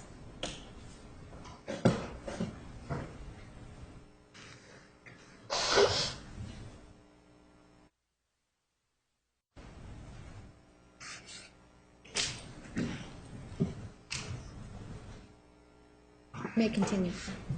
And sir, your attorney, he's appointed by the Mormon Church, correct? Correct. It's not that they went unsolicited it, they actually appointed him for you, correct? That's correct. And we were talking about you serving as a bishop, and I think you said it started in 1999. That's correct. And sir, where did you live back in 1999? In Riverside, California. And do you still live at that same address? Yes. That same address that you are living at now, when did you first move into that one? In late 1978. And so from 78 to 1999, you've lived in that particular house. That's correct. And you still live in it now. Yes. And are you married? Yes. Do you have any children? 6. And these children, did they all grow up in this particular house? Yes. The older two were like 5 and 6 when we moved there. And your wife also, I assume, lived in this particular home, correct? Yes. in 1999, that's when you became bishop, correct? That's correct.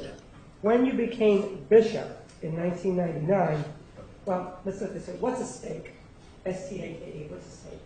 A stake is a group of wards and that comprise a stake. And what's a ward?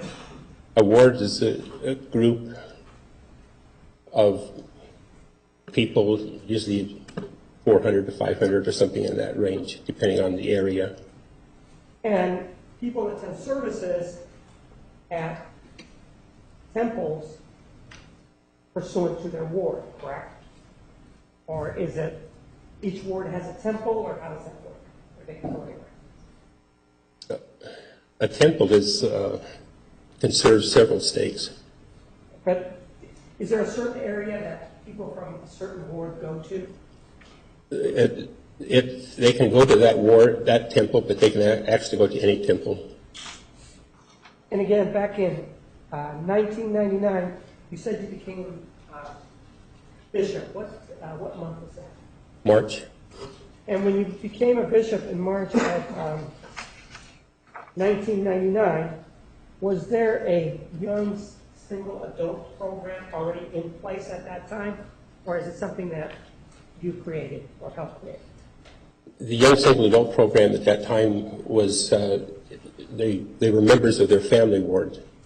And Okay, so let me stop you there. The young single adult program was not an entity by itself, is what you're saying. In other words, it was part of another program. it was part of the wards. That's correct. It was part of the family ward, right? Right. Uh-huh. What's a family ward? A family ward is a geographic location where there's, like I said, usually 400 to 500 people that would live in that ward, in those boundaries. So did you create a young single adult program?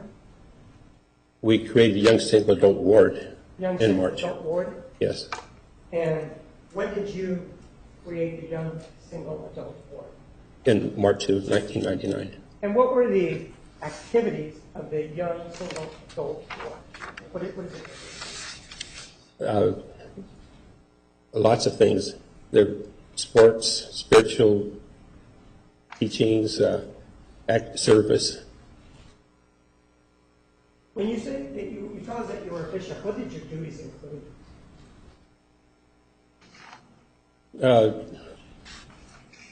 Some of the more visible ones would be like conducting sacrament meeting, conducting the other administrative meetings, seeing that people were called to certain callings to, like they'd teach Sunday school or whatever their calling might be. A welcoming committee for a young single adult ward was important. Without telling me anything specific about what anybody may have told you, were you also in charge, for example, if somebody had an issue or a problem, would they come to you to talk to you? Would that be part of it or not? Yes. And would you be the person that would decide, depending on what they told you, what would be the appropriate, not punishment, but sanction, or what would happen to them? If it was serious enough, yes, we would work out a program with them. A lot of it was just helping them to feel comfortable with themselves, giving them confidence in what they're trying to do. What does a temple recommend? Temple recommend is something that's signed by the bishop and then a member of the stake presidency, which allows you to go to the temple.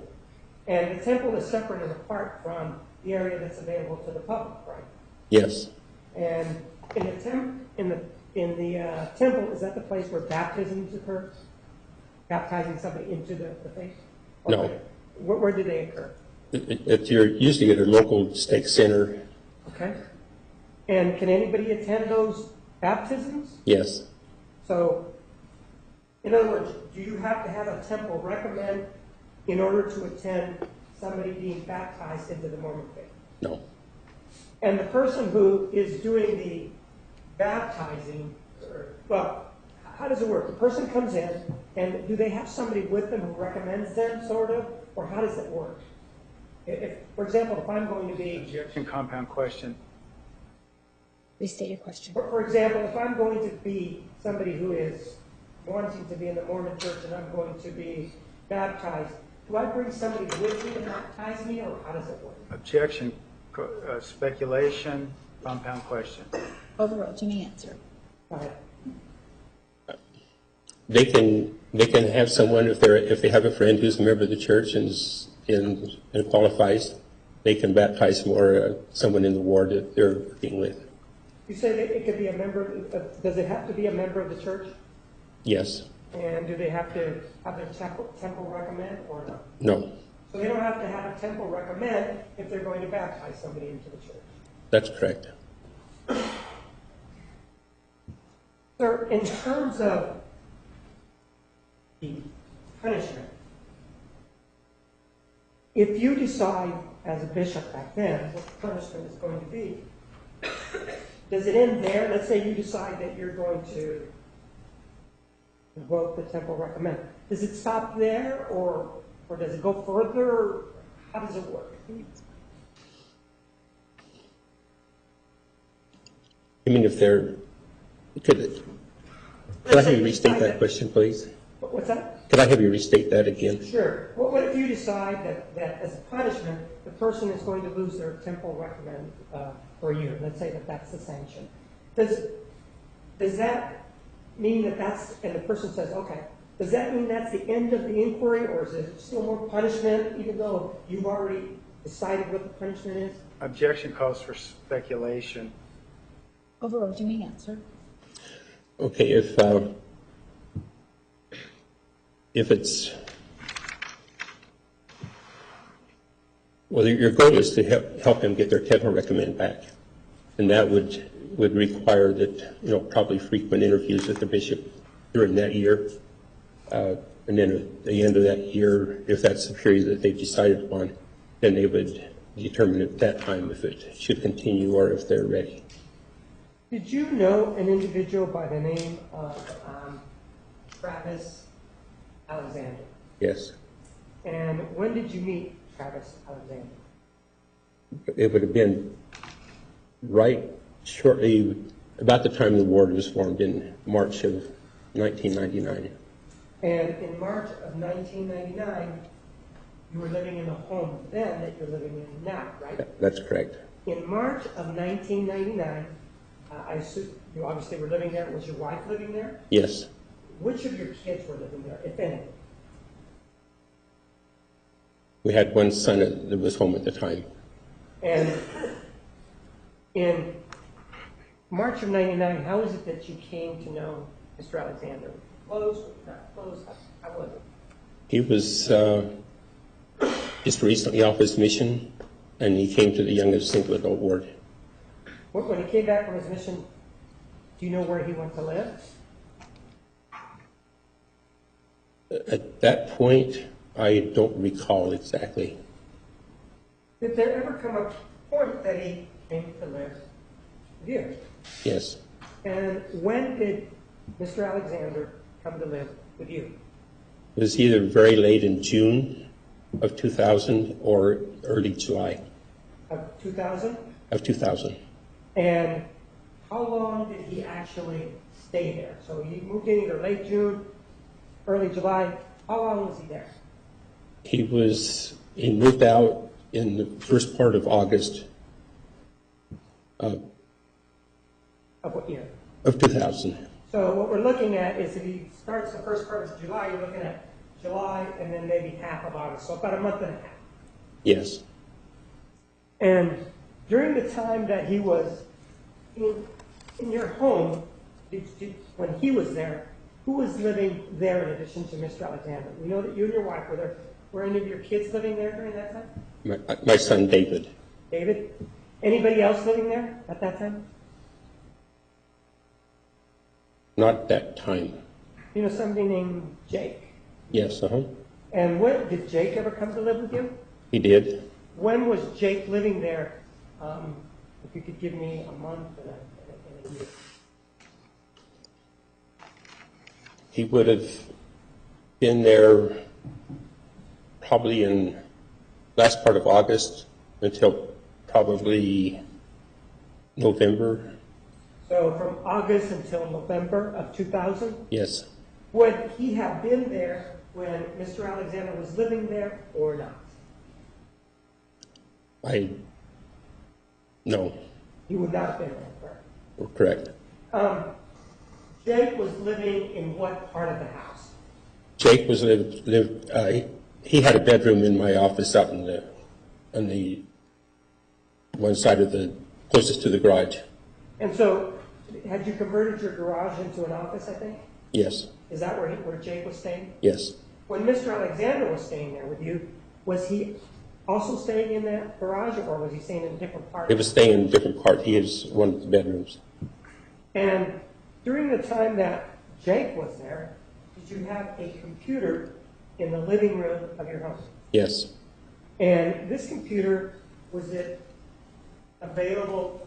And by this time, Mr. Alexander had already left, right? And Yes. Jake moved in. Objection leading. Overruled, you may answer. Had Mr. Alexander had already moved by the time that Jake moved in, right? Objection leading. Sustained, rephrase. Mr. Alexander, you told us moved out in about the middle of August. Do you remember telling us yes. that? And you told us that Jake moved in when? Best of my recollection, is September. In September. And so by that time, when he moved in, Mr. Alexander was already gone. That's correct. And during the time that Mr. Alexander was there, that computer was also in the living room, right? There was a computer in the living room? Yes, yes, Was that same computer in the living room when Jake was living there? yes. And during the time that you were there, your knowledge, or I'm sorry, during the time that Mr. Alexander was there, to your knowledge, did he ever use the computer that was in the living room? I never saw him, and no one in my family recalls him ever using the computer. You also added that no one in your family ever recalls seeing him using that computer either, right? That's correct. With regard to Jake,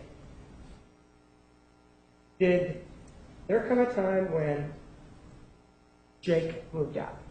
When did Jake move out? Well, he had a mother who was in the area and sisters, and so he sometimes would not stay with us except maybe 2 or 3 days a week, and he'd go be with them. Now, you're familiar with witness number 1, correct? Yes, And when did you meet him? yeah, right about the time the board was formed, And that would have been around 1999, March 1999. And witness number 1, to your knowledge, did he develop a relationship with a woman that was not in the Riverside, California area? Yes. And describe that relationship in terms of the contact. Was it a personal thing? Was it a computer thing? Describe for me what you know about it. When I met him in March of 1999, he was talking about his online relationship with the girl that he said they had this relationship for a couple of years. So it was an online relationship. Okay. Yes, Then what? Then they got more serious, and they wanted to see if they were compatible to continue their relationship.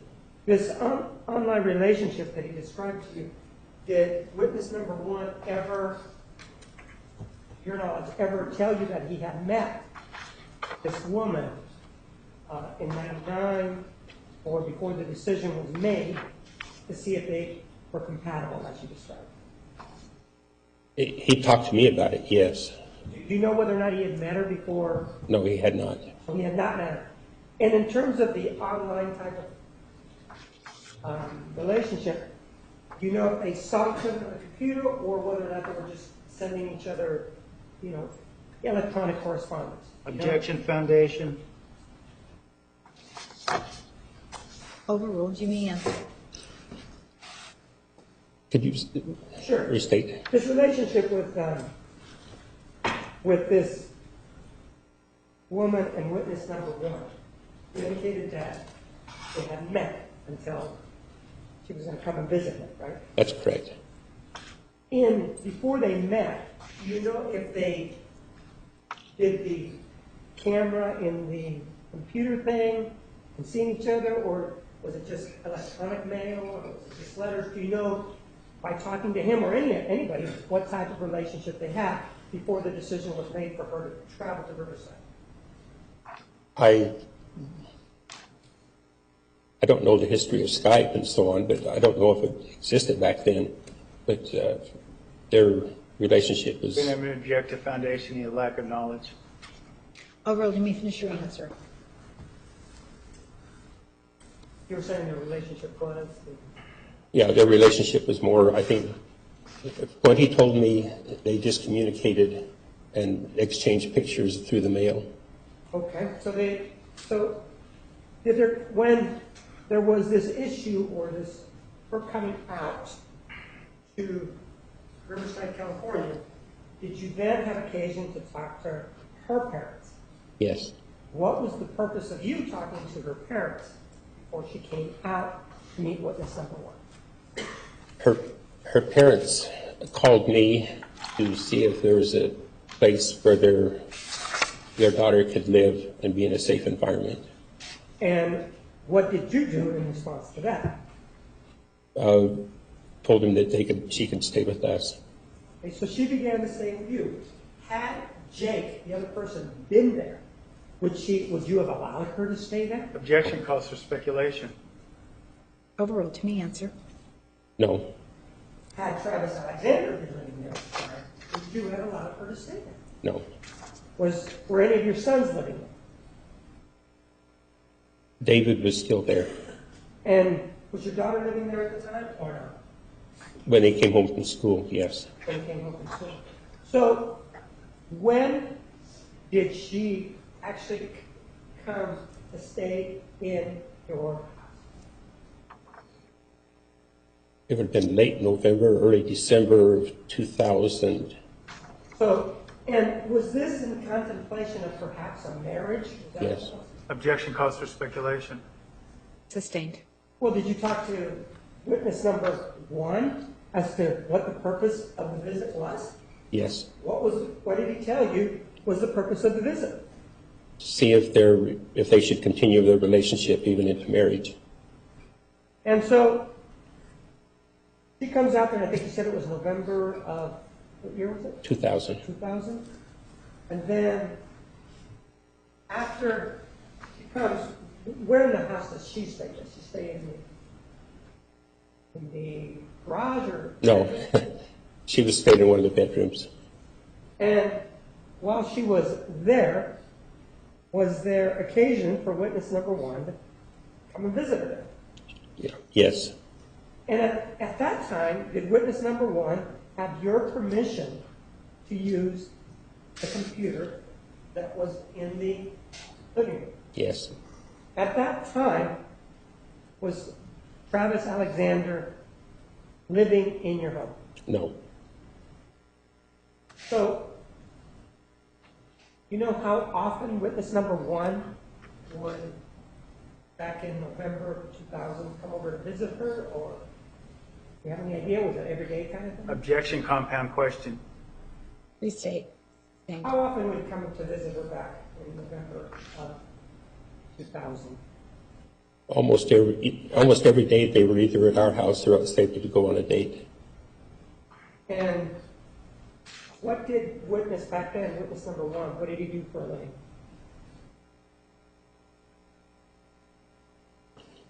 I don't recall. I know he worked with cars. Objection, non-responsive, asked and answered. He says he doesn't know. Sustained. What kind of field did he work in?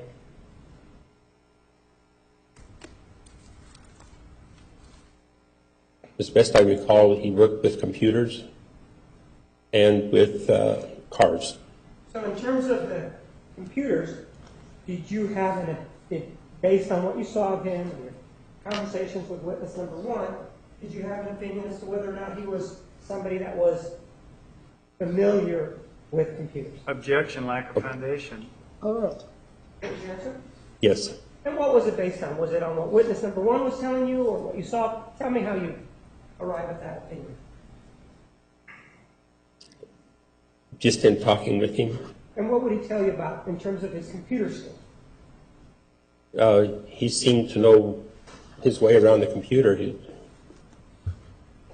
So, witness number one is there, and throughout this time, how long does the woman stay at your home? Witness number one's friend. Until their marriage in March of 2001. So, if she came in November, she would have been there November, December, January, February, and March. Yes, it was more than, it was less than 5 months. Pardon? It wasn't quite that, it wasn't 5 months total. It was a little bit less than that? Yes. And during that period of time, would witness number one, what was his contact with this woman through that, I'm going to call it courtship period? Objection, vague. Sustained. Well, did you see them interact during that time? Yes. And what was their relationship? They were good friends. They both came to church and would sit by each other.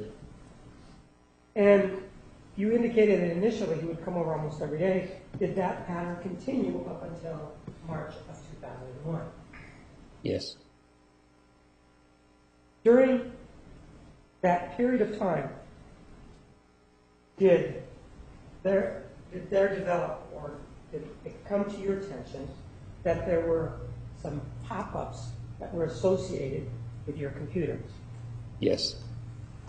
And the individual that brought that to your attention was witness one, correct? That's correct. Do you remember more or less what time of the day it was? I don't. And the pop-ups, can you describe them for me, please? The pop-ups were, we get pop-ups periodically, depending on what the virus situation was. In 2000, it's a whole lot different than it is now. But at that time, when you log on, sometimes they'd just pop up. And the ones that he brought to my attention were scantily clad ladies. Okay. And did witness number one get, for lack of a better term, sanctioned or punished by the church for reporting to you that there were these pop-ups on the computer? No. Would there be a reason for him to be punished if he's reporting something on your computer? Objection calls for speculation as what witness number one believed might happen to him. Overruled to me, answer. And what did you do in response to this notification, being told that there were these pop-ups? What did you do with it? Took it to a shop where they removed the virus that caused it. So they removed the virus, right?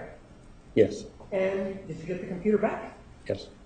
Was there ever any indication when you took this computer in that there was any folder containing any photographs that may be of child pornography? No. Did witness number one ever tell you that he's looked at images of child pornography on that computer with the pop-ups? No.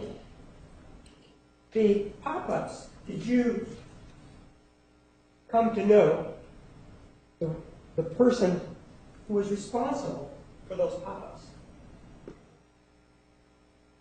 I have good reason to believe that I do. And who was that? The name? Yes. Jake Thompson. And you have a son, right? Yes. And is his name Todd? Yes. Did Todd have a conversation with Jake about those pop-ups? Or not? Or did Jake have a conversation with somebody from your family about the pop-ups?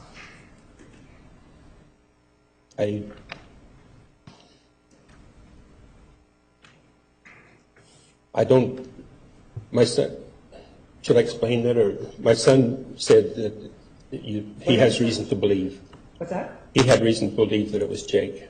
In other words, your son told you that he had reason to believe it was Jake, right? Yes. To give you the basis for his statement to you. In other words, why did he say that? I didn't question him any further. At any time did God ever tell you that Jake admitted to him that he was the person with the pop-ups and that he was trying to erase him and that sort of thing? That was not with my son. That was somebody else? Yes. Who was that? Tommy Thompson. Who's that? Tommy Thompson. And what's the relationship between Tommy and Jake? They're cousins. And what did Tommy say about what Jake may have said about the pop-ups? He told me that Jake had talked to him and told him that he had caused the pop-ups, and he tried to erase it. He turned off the computer and so on, but it didn't remove it. Now,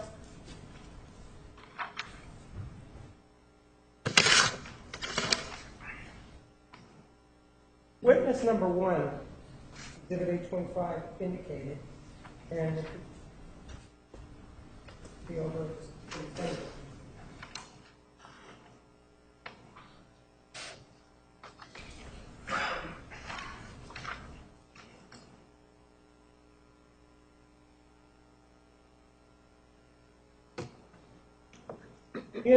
witness number 1 indicated that he was not honest with Bishop Parker about why and he's talking about the computer went down, because if witness number 1 tells him about what material was on his personal computer, he would be disciplined by the church right before he is getting married and could jeopardize his wedding in the temple.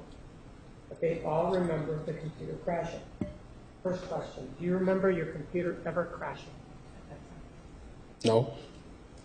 And second of all, you as a bishop, did you discipline people? Did people come to you and did you discipline them during those 3 years that you were bishop?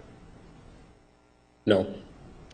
But if they came to you, for example, in this situation where they said, well, I saw some material, let's say child porn, on a personal computer, your personal computer, would you have then sanctioned them or punished them for finding that? Objection calls for speculation. Overruled. She may answer. Would you? No. Why not? On the previous question, Right. You asked if there was any sanctions at all, or just the sanctions relating to this incident? Well, let's talk about this incident. Okay. So my question was, would there be any sanction for somebody who accidentally comes across child porn on a computer? Objection calls for speculation. Overruled. You may answer. Could you restate? Would you have punished somebody, for example, would you have punished witness number 1? If he came to you and said, you know, I was looking through your computer and then some images of child porn popped up. It was an accident, not mine. Would you have punished? No. Clarification, the pop-ups weren't child porn, they were... Right. No, I understand that the pop-ups are not child porn, but what I'm saying is let's assume that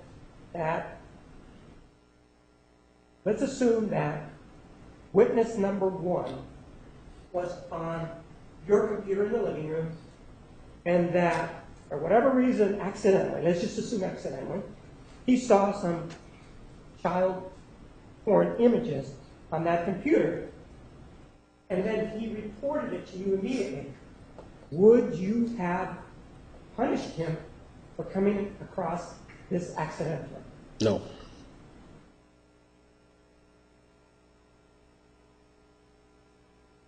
Would it have affected any marriage plans that he had if that was the scenario, whatever was the scenario? Objection calls for speculation. Sustained. If somebody reports finding child porn accidentally, does that impact their ability to marry in the Mormon church? No. Objection calls for speculation. Oh, I'm sorry. Overruled. What was your answer? No. At any time, did witness number one ever come to you and say, and I found child porn on your computer? No. I don't have any questions. Cross-examination.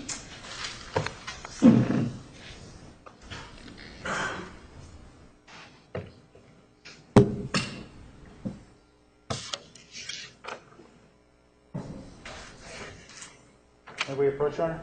You may.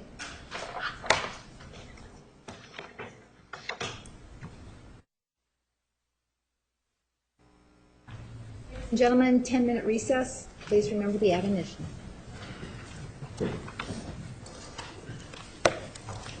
All rise for the jury.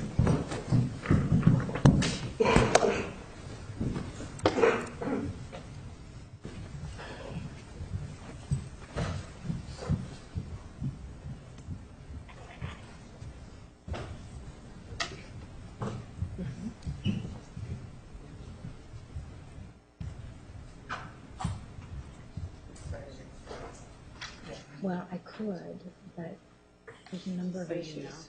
Kim, I'm fine. Okay, thank you.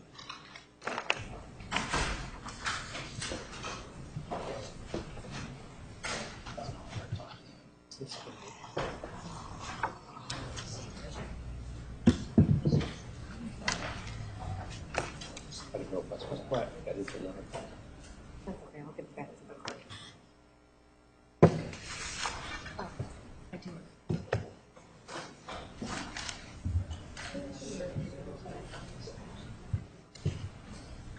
Thank you. Approach, please.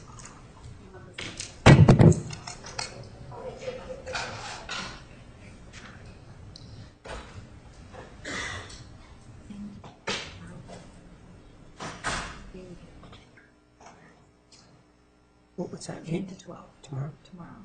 And your interview can go forward. You're available if you go and find out if Mr. Harper perhaps stay with someone this evening.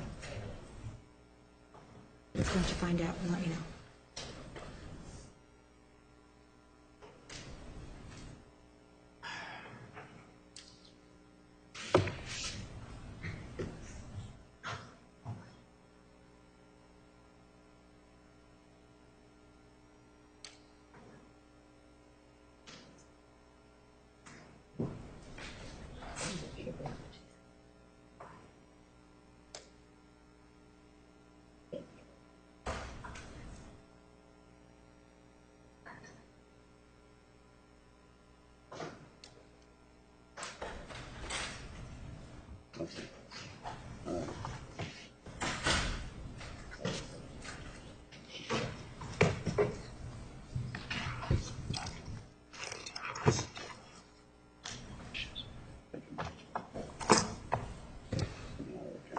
Okay, counsel, that works for the jury. Tomorrow from 10 to 12 works for the jury.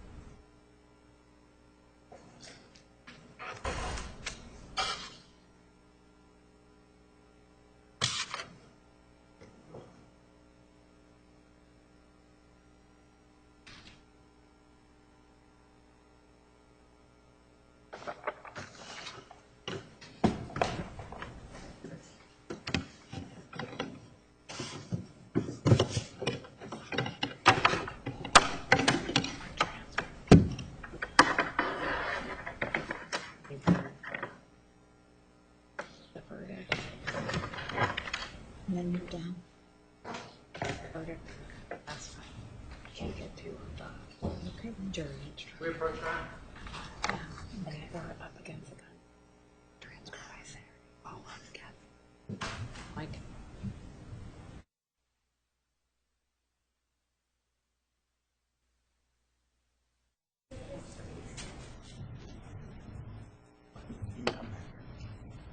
All rise for the jury.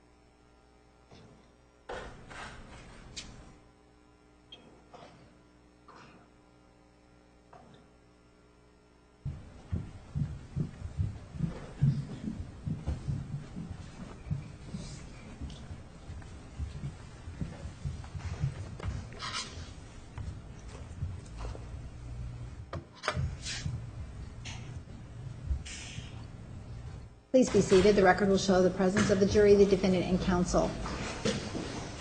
Ladies and gentlemen, thank you for your willingness to return tomorrow morning. However, because of the Super Bowl, there have been issues with hotel and flight arrangements. We cannot proceed tomorrow. So please come back on Monday at 9:30. Please remember the admonition. Are there any questions? Thank you. You are excused. All rise.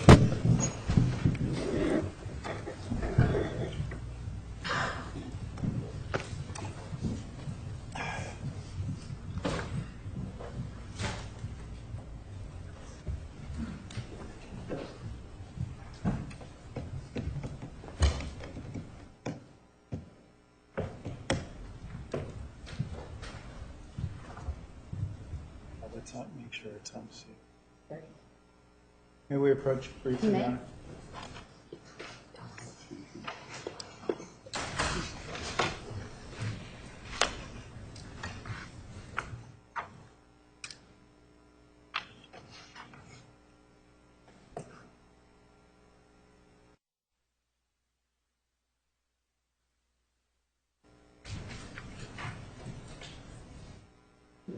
Yeah, oh, one more thing.